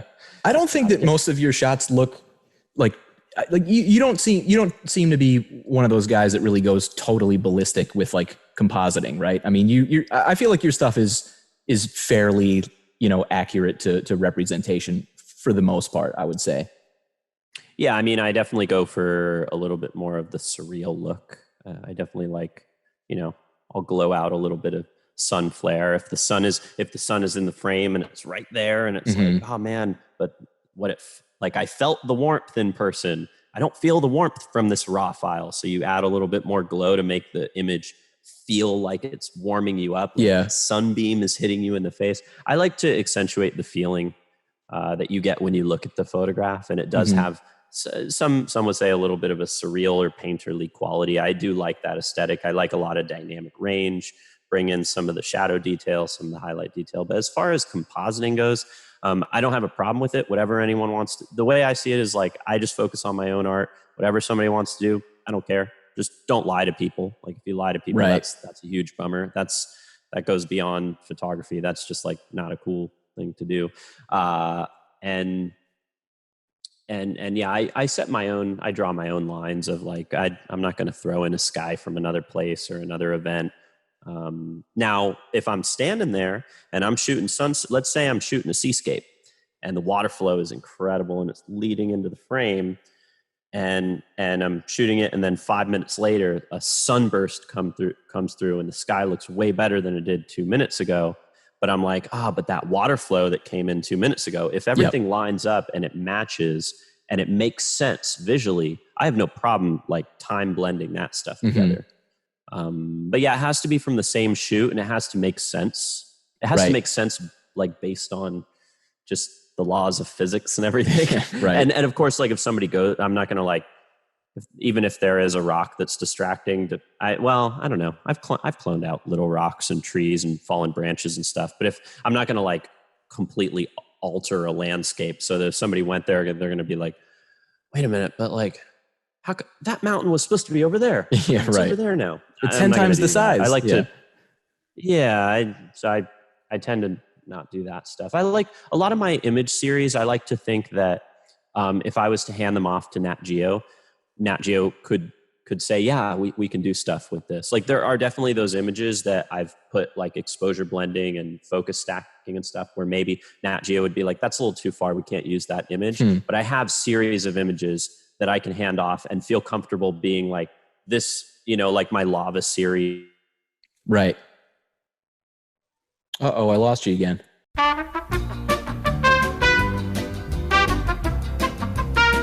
So anyways, what I was saying is, I just, I have those image series where I would feel comfortable handing it to Nat Geo and showing them the raw files and saying, here's the raw files and here's the post-processing I did. Oh, do they ask for that?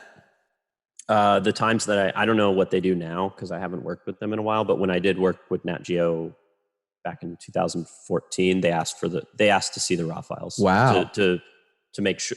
Well, I've heard some stories and some articles come out that apparently gained controversy because the photographer did composite stuff.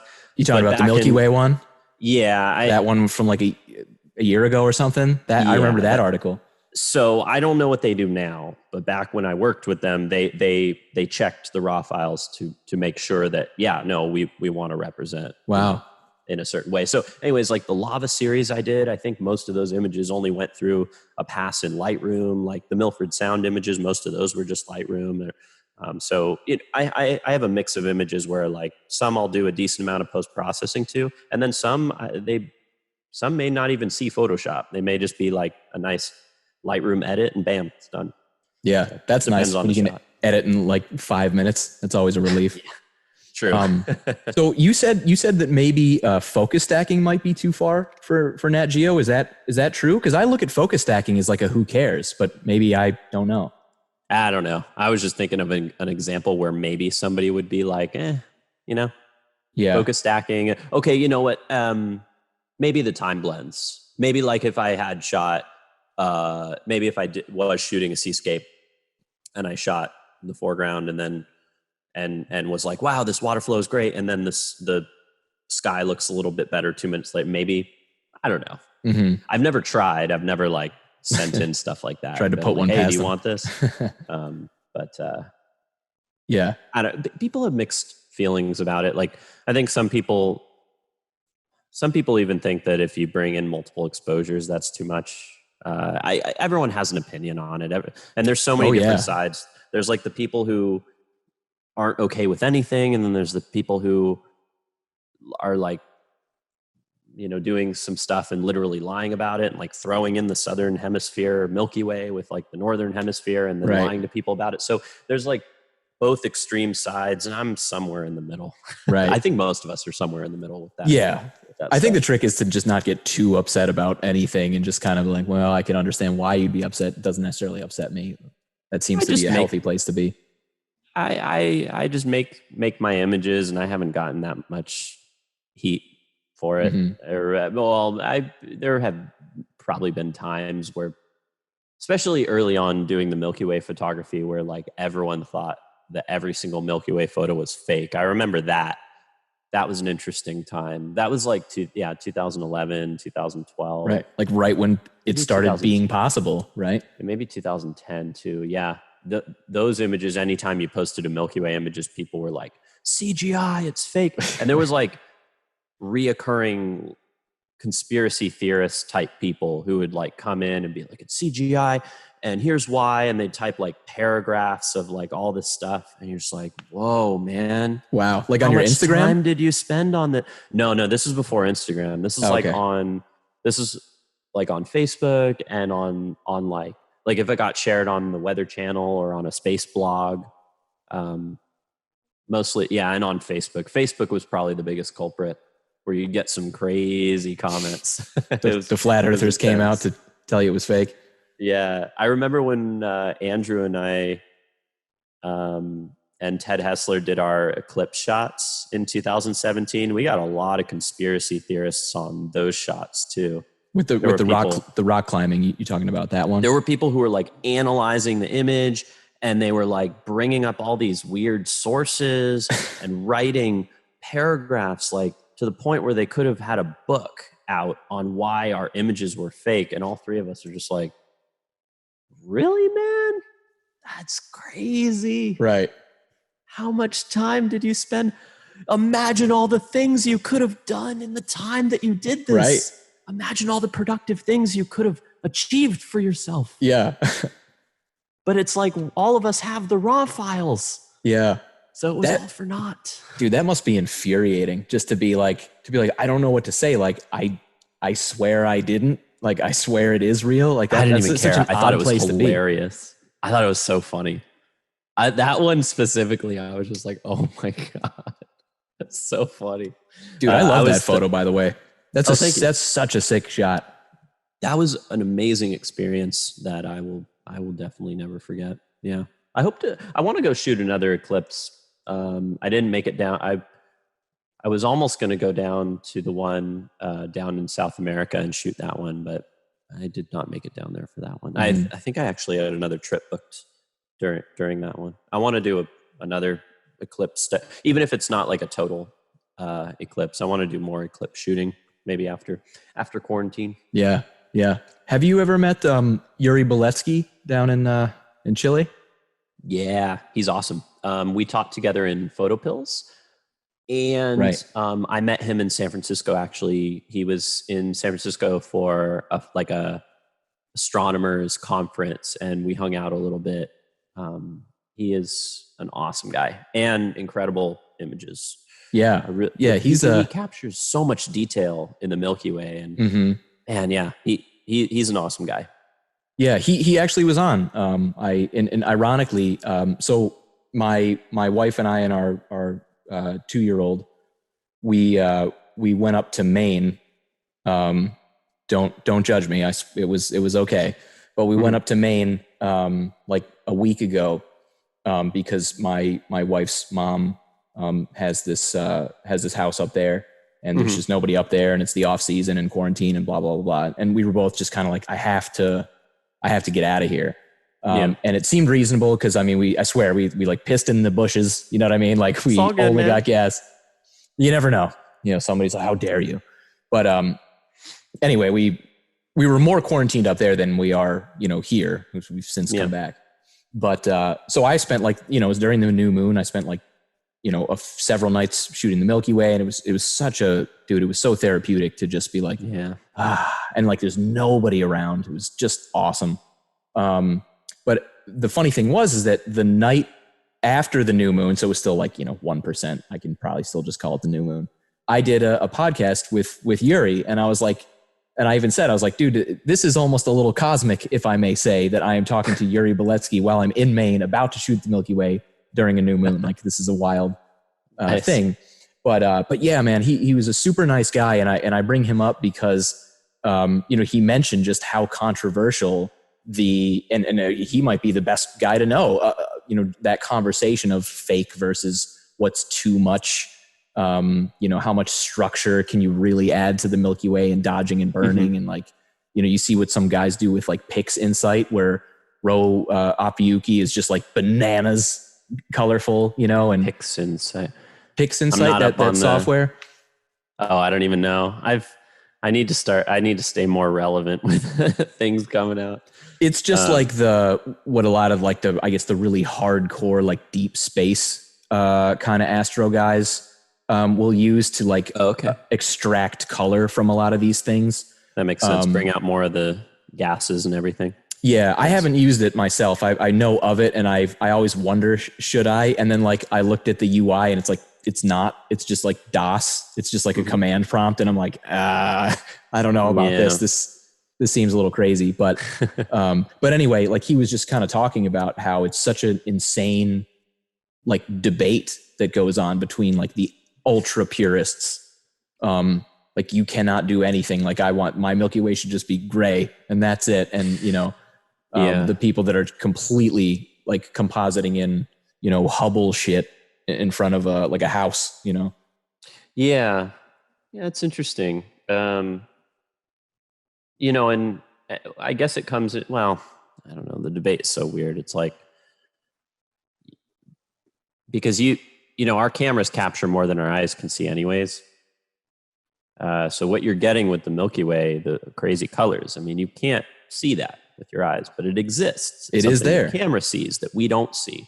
So it depends on what somebody's philosophy then on what's accurate even means. What do you want to see? Do you want to see the accurate representation of what our eyes see?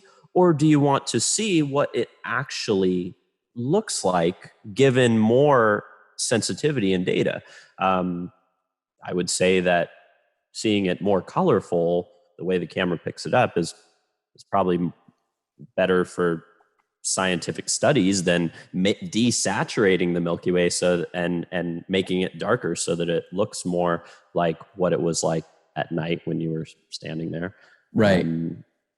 The other thing too is like you could desaturate it, make it darker, but does that really represent the feeling of looking up at the Milky Way and the stars? I mean, how therapeutic is that experience of standing and seeing, you see the vivid twinkle of each and every star. Mm-hmm.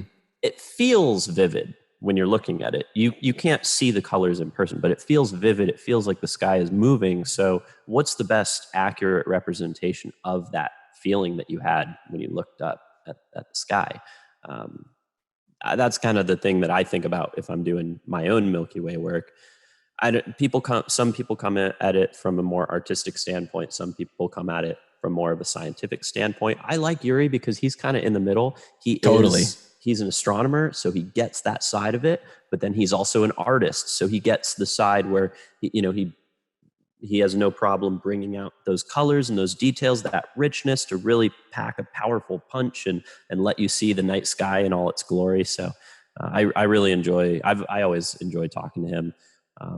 But yeah, I'm sure he's caught in the middle, having colleagues from both sides. He probably has people from both sides, of the spectrum. All yelling in the opposite ear. Yeah, exactly. So Yeah. I don't really have that problem as much. I'm just, Right. I just make my art. Right. Yeah, it must be odd because, and also just like kind of a unique individual to be like a scientist, but also kind of like I'm willing to accentuate things because it just looks badass and I don't need to give an explanation. So you don't usually come across somebody like that that's kind of like able to see the world through both of those, lenses to be, Yeah, for sure. It's an interesting one though, because it is, I mean, what are we calling the whole debate on post-processing? It's like, what are we calling accurate? What the camera sees or what we see or what we perceive or how are we perceiving things exactly? Because I kind of like anytime somebody goes into that debate of like, oh, you can't exposure blend or focus stack or do this. It's like, cause you're adding Photoshop. And I'm like, and then, I don't know. I'm getting a little jumbled, but basically like even a long exposure, right? Let your camera do a long exposure. I can't see a long exposure. That's not accurate to what I'm seeing. You know what I mean? Or of course, photography in black and white. Black and white images are beautiful. I love looking at black and white photography. I've done some film black and white photography too. I don't see in black and white. Right. Most people don't. Maybe some person out there does, but it's a weird argument that's all over the place. Yeah. And it's subjective. At the end of the day, there's nothing really, the argument of post-processing is never ever going to be solved. It's going to go around in circles over and over and over, year after year, constantly. I mean, people are going to still be having the debate 10 years from now. They had it 10 years earlier, and it hasn't gone anywhere. Right. The same people who have problems with post-processing are going to still have problems with post-processing. New people are going to, emerge and still have that problem. And then you're going to have people on the opposite side. And then you're going to have most people kind of somewhere in the middle who are just like, I'm just trying to make my art and take images. Yeah. It is really funny. Like, and I think especially with the whole, but the camera can see this detail in the Milky Way, that conversation. I think that's like the sweet spot for this being such an odd topic because I've been there where like I had, and going back to our other thing, like I had an image that went a little viral on Facebook, and it was like when I first started shooting the Milky Way, so it was like a shit, like it was terrible. It was like noisy as hell and it sucked. But I don't know, I posted on like the right thing where a bunch of people that had like never seen a Milky Way shot saw it, and I kind of like rode that. But anyway, I saw a bunch of that like, no, this is bullshit. I've seen the Milky Way. It doesn't look like that. And like, he's right. It doesn't look like that to the naked eye. And it's funny because although like it's very fair and reasonable when you say, no, dude, like just hear me out. Like when I took a picture without doing any editing at all, I could see the yellow and brownish, part of the Milky Way. I could see the pink purple nebulae, and I could see these little dust lanes. Like I can see them right from the raw photo. So I'm like, I don't know what to tell you. Like, it's not, there's nothing, there's no debate to be had because it's there, but it's a very difficult conversation to tell people when you say, no, see, it's what the camera sees. I'm just kind of making it. And they go, like, as soon as you go to that, like, well, I'm just doing this because the camera saw that. It's hard. It's hard to put it like out a convincing argument that like what I'm doing is still actually perfectly reasonable, because it just sounds like tomfoolery to the person that doesn't understand the difference between like a raw and a finished photo. Yeah, I guess also, people don't really consider that a raw file is made to be processed. I mean, It is more neutral. Like if you want something out of camera and you don't want to touch it, just shoot JPEG. Yeah. Because you're going to let the camera do the post-processing anyways, right? Unless, so, well, if there is somebody that extreme that they're like, you can't even touch the photo or do any post-processing to it, it's like, I don't think there's even really a conversation to be had. Probably not. Point. Yeah. because that's a little extreme. But yeah, no, I don't get into the debate too much anymore with people. I think, yeah, early on it was more just proving that the Milky Way shots were even real, like they were even photographs. Yeah, people have taken artistic liberties in all different directions. And do I personally agree with it from like an aesthetic standpoint or from a photographic standpoint? No. I mean, there's certain artwork I look at and I'm just like, oh, it's not my thing personally. Right. Aesthetically, it's just not my thing. Right. Do I think the person should be free to? Of course, I think they should be free to do whatever they want, and especially if they're honest about it, then who cares? But everyone's subjective. Everyone's going to have their tastes of what aesthetic they enjoy in astrophotography, in photography in general. But there are definitely, like, even from the furthest point in post-processing, I mean, there's certain digital artists that take hundreds of images and composite them in with, matte painting and stuff like that. And I think they're incredible. Yeah. Truly incredible. They're more, they would definitely classify themselves more as digital artists than photographers in general. But yeah, I don't know. Yeah. Well, I think it's like the same way that people, how there's like in the music conversation, there are a lot of like hardcore, like rock people that like never came around to like EDM in any sense. Yeah. And it's almost the equivalent of like, yeah, well, you're just up there pushing buttons and like, that's how you produce that. And it's like, dude, first of all, yes, they are pushing buttons. Let's not hide from that.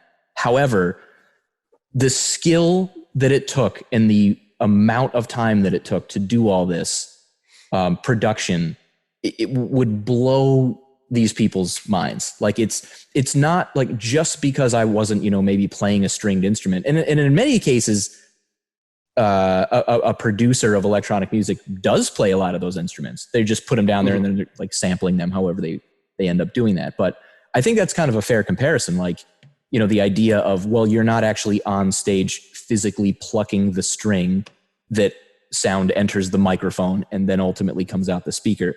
Like, if you're not doing that, you're not actually, you don't deserve a pat on the back or something because you're just pushing buttons. And it's the same thing as like processing a raw file. It's like I know that there have probably been times where you have spent like days working on an image and you went, it's too much and I'm going to come back to it. And like, right. I mean, you've probably spent just tons of time on some of your stuff. Yeah.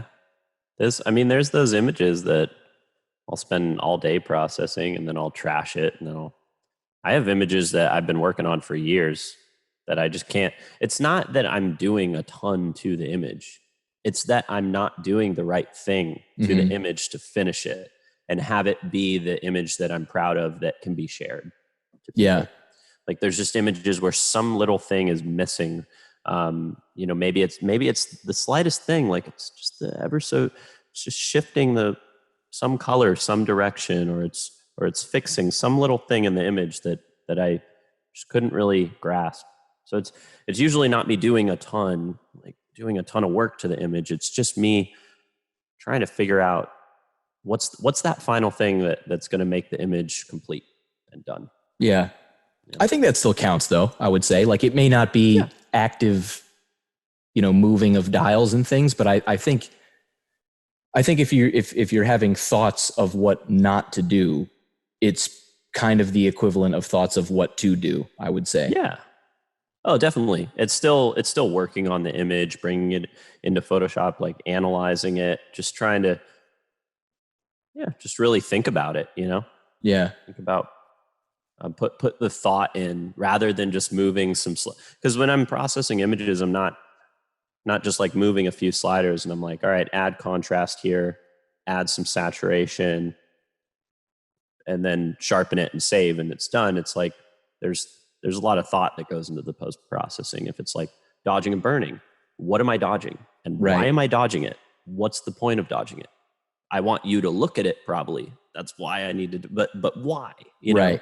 Why am I burning that part of the photograph? Is what do those two colors mean together? And why are they, why are those specific color casts in the image? Do I need to shift those to change the mood or the atmosphere? So all those little things go into my head when I'm kind of working on a photograph. And some images come way easier than others. Some images, I can have them done pretty quickly, and I'm like, wow, you know what? I'm really happy with the way this came out. And others, I just sit on them for so long trying to figure out what needs to be done. And a lot of the times I'll work on the images and say to myself, you know what? This isn't going to happen right now. Right. And for example, the images that I'm working on right now, they're from 2015. I have not shown anyone these images. No shit. They do not exist online. They're images that I could not figure out. And I have not tried to figure out these images in 2 years. I opened up this same Lightroom catalog in 2018. And now I'm opening it up in 2020 to see if I can figure out these images again. And I might not. You might, these images that I'm talking about right now that I'm staring at, you may never see, because I may never figure them out. But I'm going to try. I'm going to sit down. I'm going to switch from coffee to wine. I'm going to try and figure these images out. Right. No guarantees though. Dude, that's crazy that you've been sitting on them for 5 years. Like, I think if it were me, I would have just at some point been like, these are shit. They're actually not good. And there's no point in me. Cause that's what I do. Like, if every once in a while I'll go back to some prior trips, like I'll go back to the Thailand trip and I'll be like, dude, I took like thousands of photos there. Why do I only have like 4? Like what's going on here? Yeah. And I'll go back through it and I'll look at some photos and I'll go, okay, well maybe this one. And then I'll give it another run through, and then I'll just go, nope. Like I'm not even looking at it as like, I haven't figured it out yet. And maybe this is just the pessimist in me talking, where I'm just like, no, it's just not good. Don't bother editing it. But you're saying there's this other category of like, I know it's good, I just don't know what to do. Yeah, I have images that I take in field, and then of course I get back to the computer and realize compositionally they just don't really work for whatever reason, or it just was not the right conditions and I need to go back. The composition works, but the light wasn't the right light to accentuate that landscape the way it needed to be accentuated. But there are those images that you take that the elements are there. The elements are there. You got a composition you're proud of. You know that the light is good and works well with the landscape. It's just something about the post-processing you can't quite figure out, And I've been post-processing landscapes for a long time, but there's images I get stuck on. There's images that I kind of process for a while and then look at and then forget about for a year, 2 years, 3 years, however long. Like the one that, one of the ones that I'm kind of looking at, it's like these mountains in Canada, and it's got nice light, beautiful clouds, awesome looking flowers in the foreground. Like, I don't know. Maybe I tried processing it a few times and it just wasn't there. And I just kind of gave up and decided to work on something else or I went on another trip, and then these images kind of started collecting dust. So yeah, there's definitely that category of like, I don't think anyone should be deleting their photos. Like if somebody says, wow, I think these photos are really bad. I'm going to delete this trip off my hard drive because I'm not going to come back to it in a few years.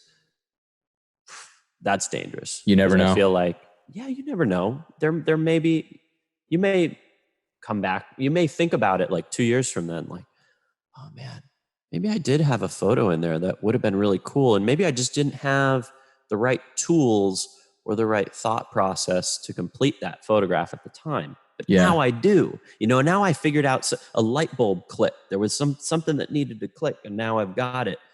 So I think that's dangerous. I definitely don't delete my photos because I know there is a chance I could go back. And of course you do learn things over time, right? So if you're going back to a hard drive, of course I'm going back to a hard drive from 2015. There's certain compositions on this hard drive where I'm like, I would never shoot that now. Because over time you progress, you learn new things, and you might change up your style or the way you shoot. And of course that is the case, but there are some compositions in here I'm seeing that I'm like, yeah, that's if I would have come back, I would have shot it that same way, So, Right. Yeah, that's interesting. I mean, I guess when it comes down to it, it must really be a hugely mental thing where like, obviously some images are just better, like the raw file, the ammo to get there is just better than other stuff, Yeah. of course. But yeah, I mean, it's like, because honestly, like it could just be that whatever is going on in your life, whatever the last 4 images that you edited were, seeing other people's images that looked similar that you thought this is already really good, kind of like we were talking about before. Like there's probably a whole cocktail of ingredients that might make you think this is worth editing or it's not worth editing, or every decision I make isn't working. Like for example, and obviously there's a skill disparity here, but I would bet that if you turn that camera over and I looked at it, I go, dude, what the fuck are you talking about? That image is awesome. Please edit that and please post it right now. Like maybe I would think that, Maybe. I mean, I'm going to try. But I have fun going through the old hard drives and just kind of skimming through my old photos and kind of making new selects. Like in my hard drive, all my I don't know how many Lightroom catalogs I've made over the years. I probably made like 200 or 300 Lightroom catalogs. Probably more than that, because I have the time-lapse ones too. But either way, those are tough on the hard drive. I know. Like as soon as you hit 100,000 images on a Lightroom catalog, it's just like doesn't want to even load anymore. So I try and keep them a little smaller. But yeah, this one, like for every single Lightroom catalog I have over the years in different locations and from different trips, you'll see like I make collections, and I'll have a collection of selects that I make after shooting the trip. Right? I'll make a collection of selects to work on. But then I'll list new collections by date.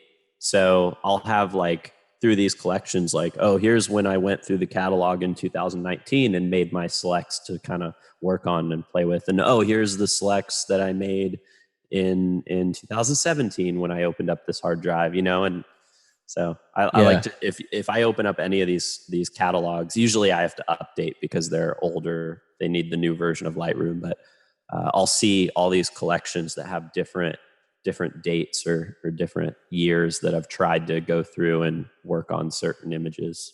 So yeah, kind of weird. Well, I mean, I get it. I mean, I'm sure once you've reached the point of taking as many images as you had and having so many of them that have worked out so well, like you probably can see with that level of like dynamic range in terms of like thought process, not in terms of photo, like just your ability to differentiate between like the tiniest things are probably so much more evident for you than maybe somebody that's only been shooting for like a year or two, I would think. I think also like I have friends who they'll go on a trip and they'll release like a ton of images that they shot.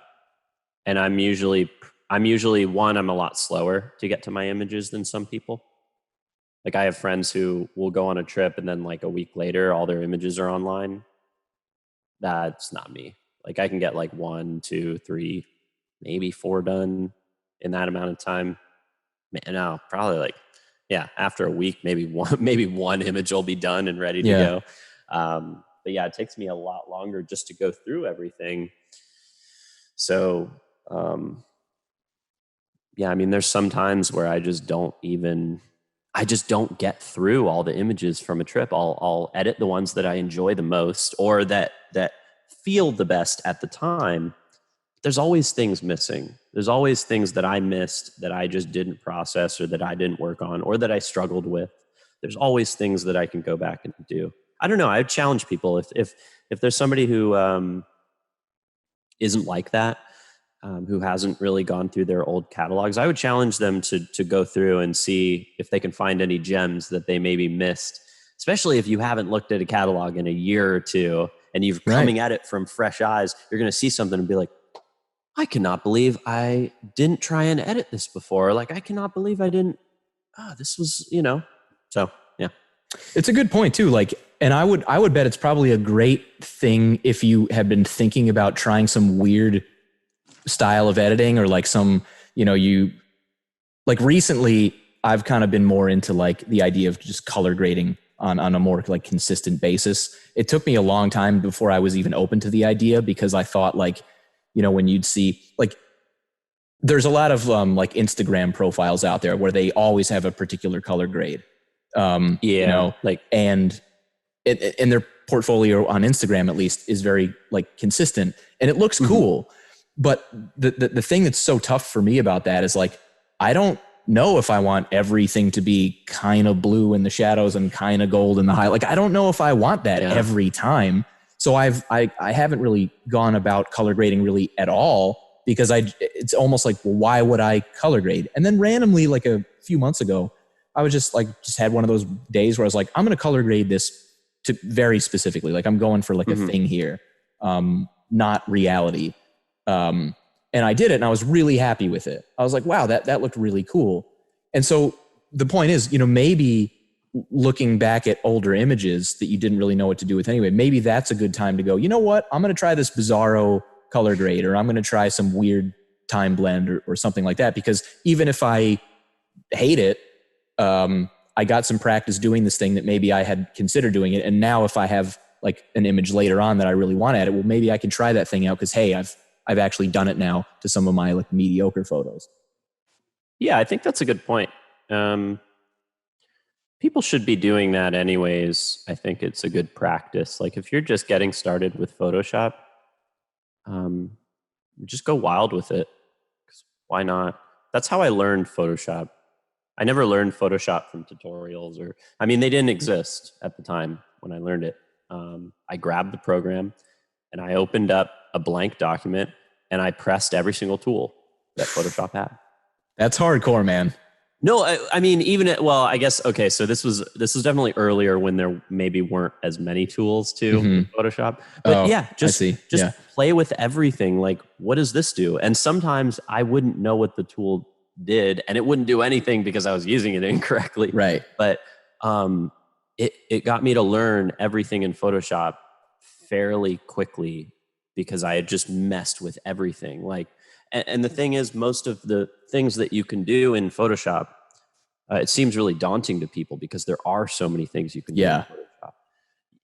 A lot of the effects and things that you can apply to an image, it's kind of like oh man, I can't believe I'm going to use this because I'm really terrible at math, but they're kind of like a math equation. Like this plus this is going to equal that. And that I actually learned how to do like the Orton glow, you know, the Orton effect. Oh yeah. So I learned how to do the Orton effect back in like probably 2006 or 2007. I did it to an old image I had. I had just shot this like sunset in my neighborhood. And I was messing around. I was like, oh, you know, I know you can blur images. If you make a new layer, you can blur it. I was like, oh, but you know, I learned that these right here are blend modes. Oh, so if I blur it, then the colors will go out more. And then if I do a blend mode, it'll change the opacity. So I'm like doing the math in my head of, oh, wait, if I blur it and then that plus that is going to, oh, wow, it made the image glowy.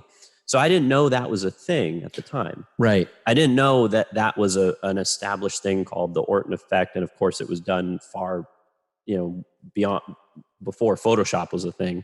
It was done in camera as an effect as well.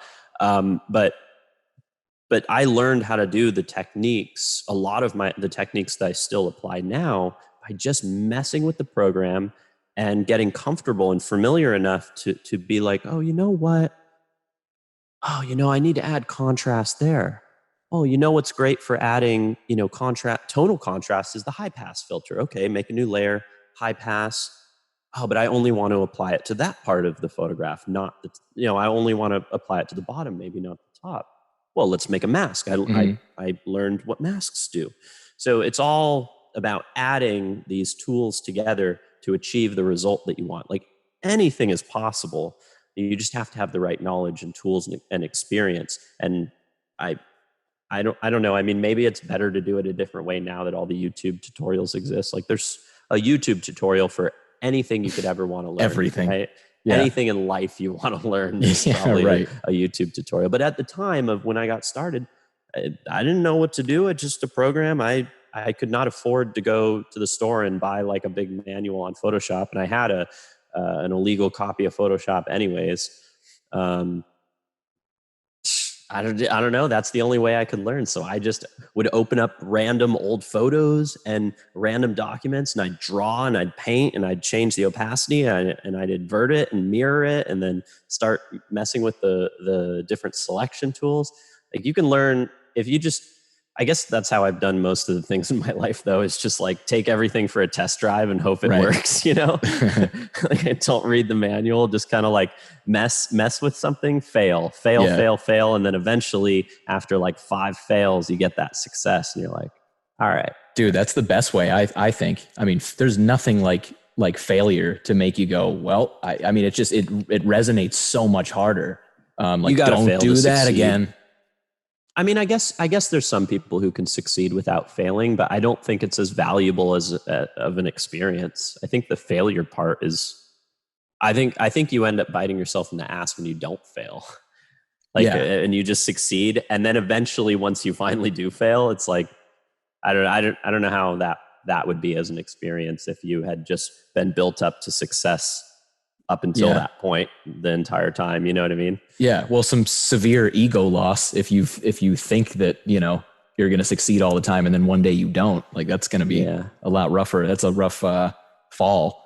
I think all of us, I've taken images that I thought were going to be great and then weren't great, or projects that failed, or go through it. Well, dude, I mean, like, I think that there's definitely something to figuring it out yourself, because like if most of the stuff I've learned is from tutorials, Googling or YouTube or whatever, or some that I paid for. And I don't want to, sorry to interrupt. I just don't want to, I want to make sure people know, like, I'm all for tutorials. I teach them as well. Like those are super valuable resources now. Like if I had those back when I was a kid, I totally would use tutorials. So no, I think they're amazing to use for sure. Right. Yeah. No, I didn't mean in the sense that, I didn't mean it that way that you may be thinking. I meant like it's circumstantial. Like, you probably would have just Googled everything had it been available to you at the time, just like anybody else does. But I think that it was a huge benefit to you to not have that. Now, you still had to have the fire under your ass to actually want to know it so badly that you were willing to commit hours and hours to get there. But like, I don't think that I learn nearly as quickly when I'm just kind of following. Like if I take a Milky Way shot, and so good example, like I have a star tracker now. I bought one like a year ago, and now I mess around with the star tracker, and it's like, oh my God, it's like the greatest thing in the world. This, ISO 400, Milky Way that looks so clean, and I love it.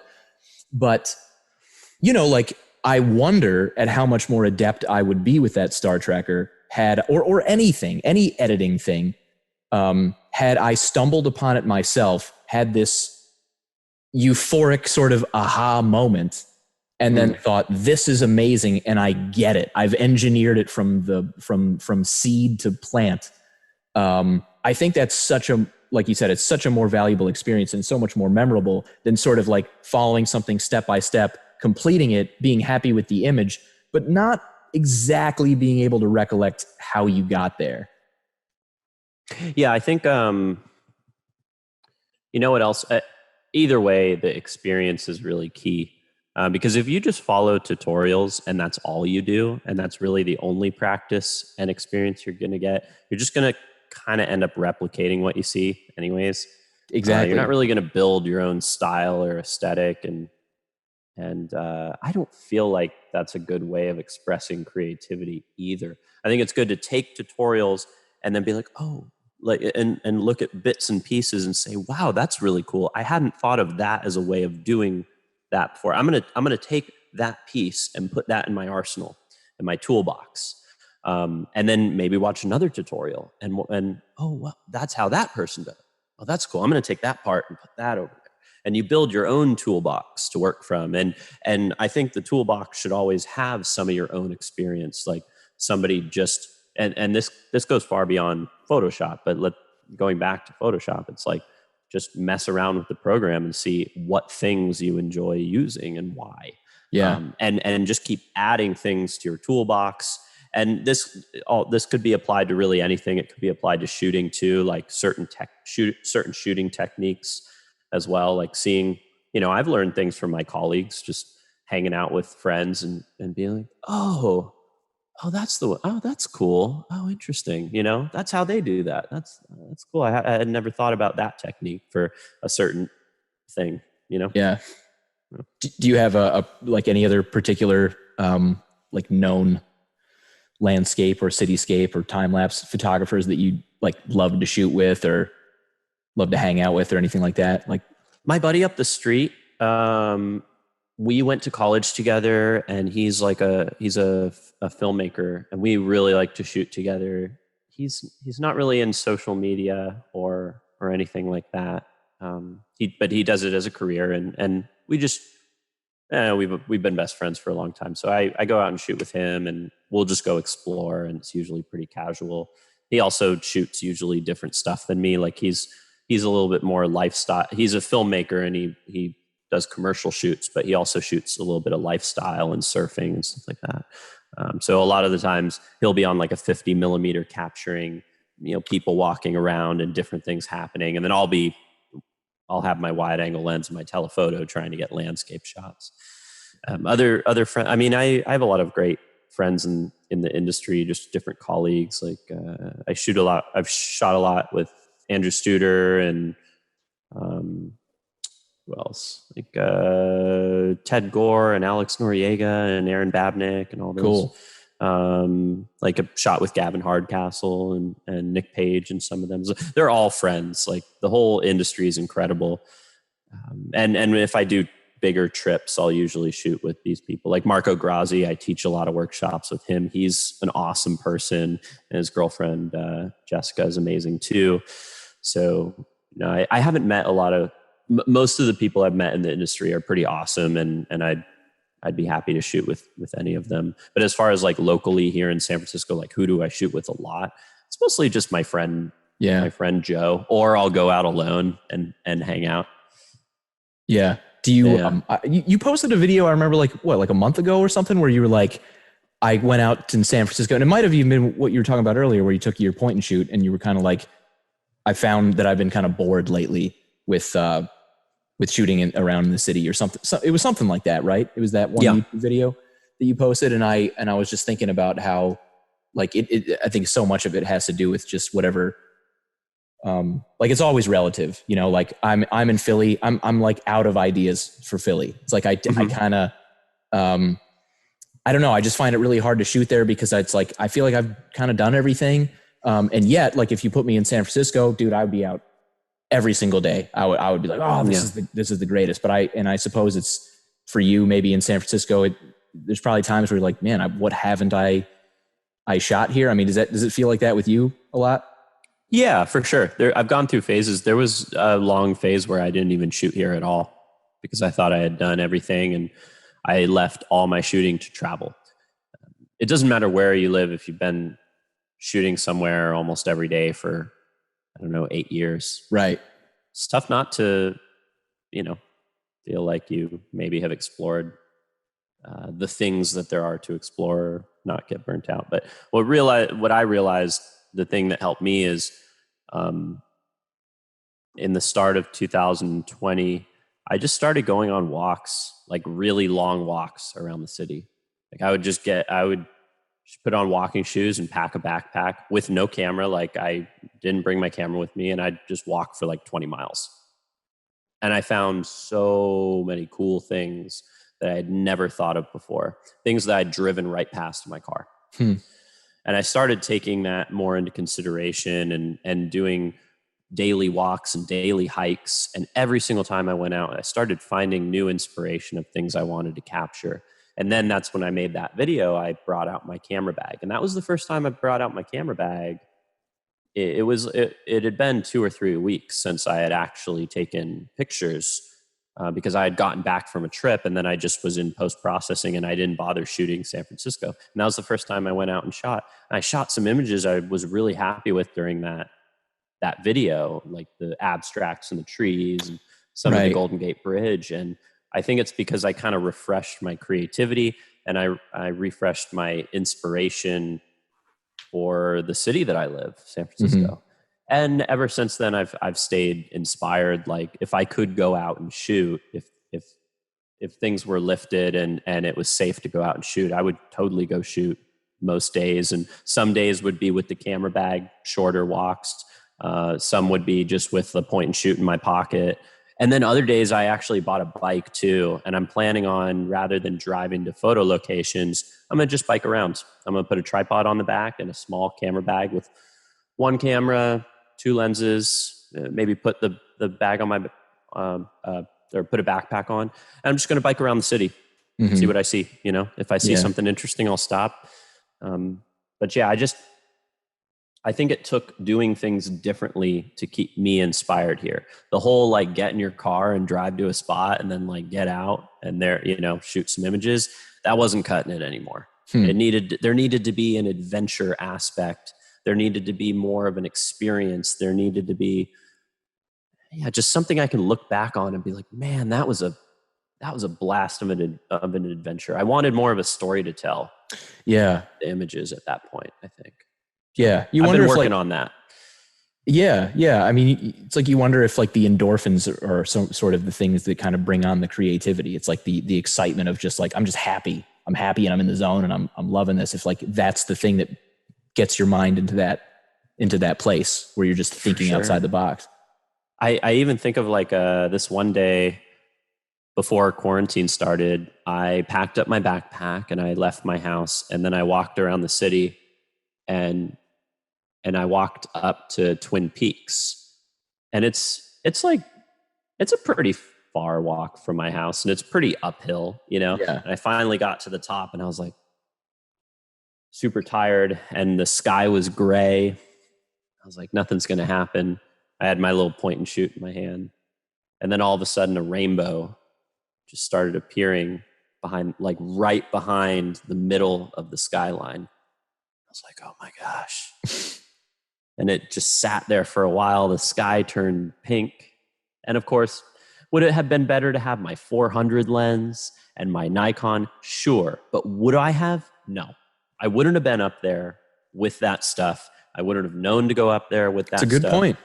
I just went for a walk. I had no intention of getting rainbows over the city, let alone just seeing it with my eyes. But I just went out for the experience and said, you know what, that'd be fun. Let's go up there. And that's what ended up happening. So I've been trying to embrace more of that, and it's really helped me to stay inspired. Like I haven't, even during this situation of quarantine where we're stuck, not shooting, you know, I have been able to go on some longer bike rides and go on some runs and stuff. And I don't know, the creativity still, I hope that when this is over, we all get let out and can take a bunch of great images and we're all, you know, super inspired. And I hope people aren't losing their inspiration during quarantine, because I know that's a super tough, I know that's a super easy thing to do, is to lose it. But, you know, and just get burnt out and, you know,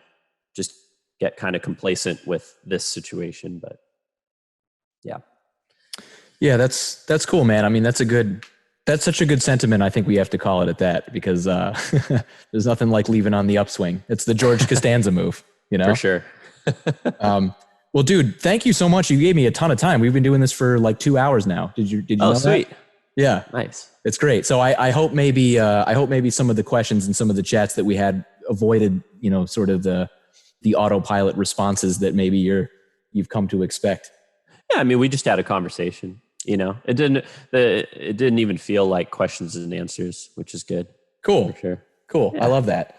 Well, yeah, sincerely, man. Thank you so much. I didn't really get a chance at the beginning to fully complete my thought, which was, dude, sincerely, man, like, thank you for doing this.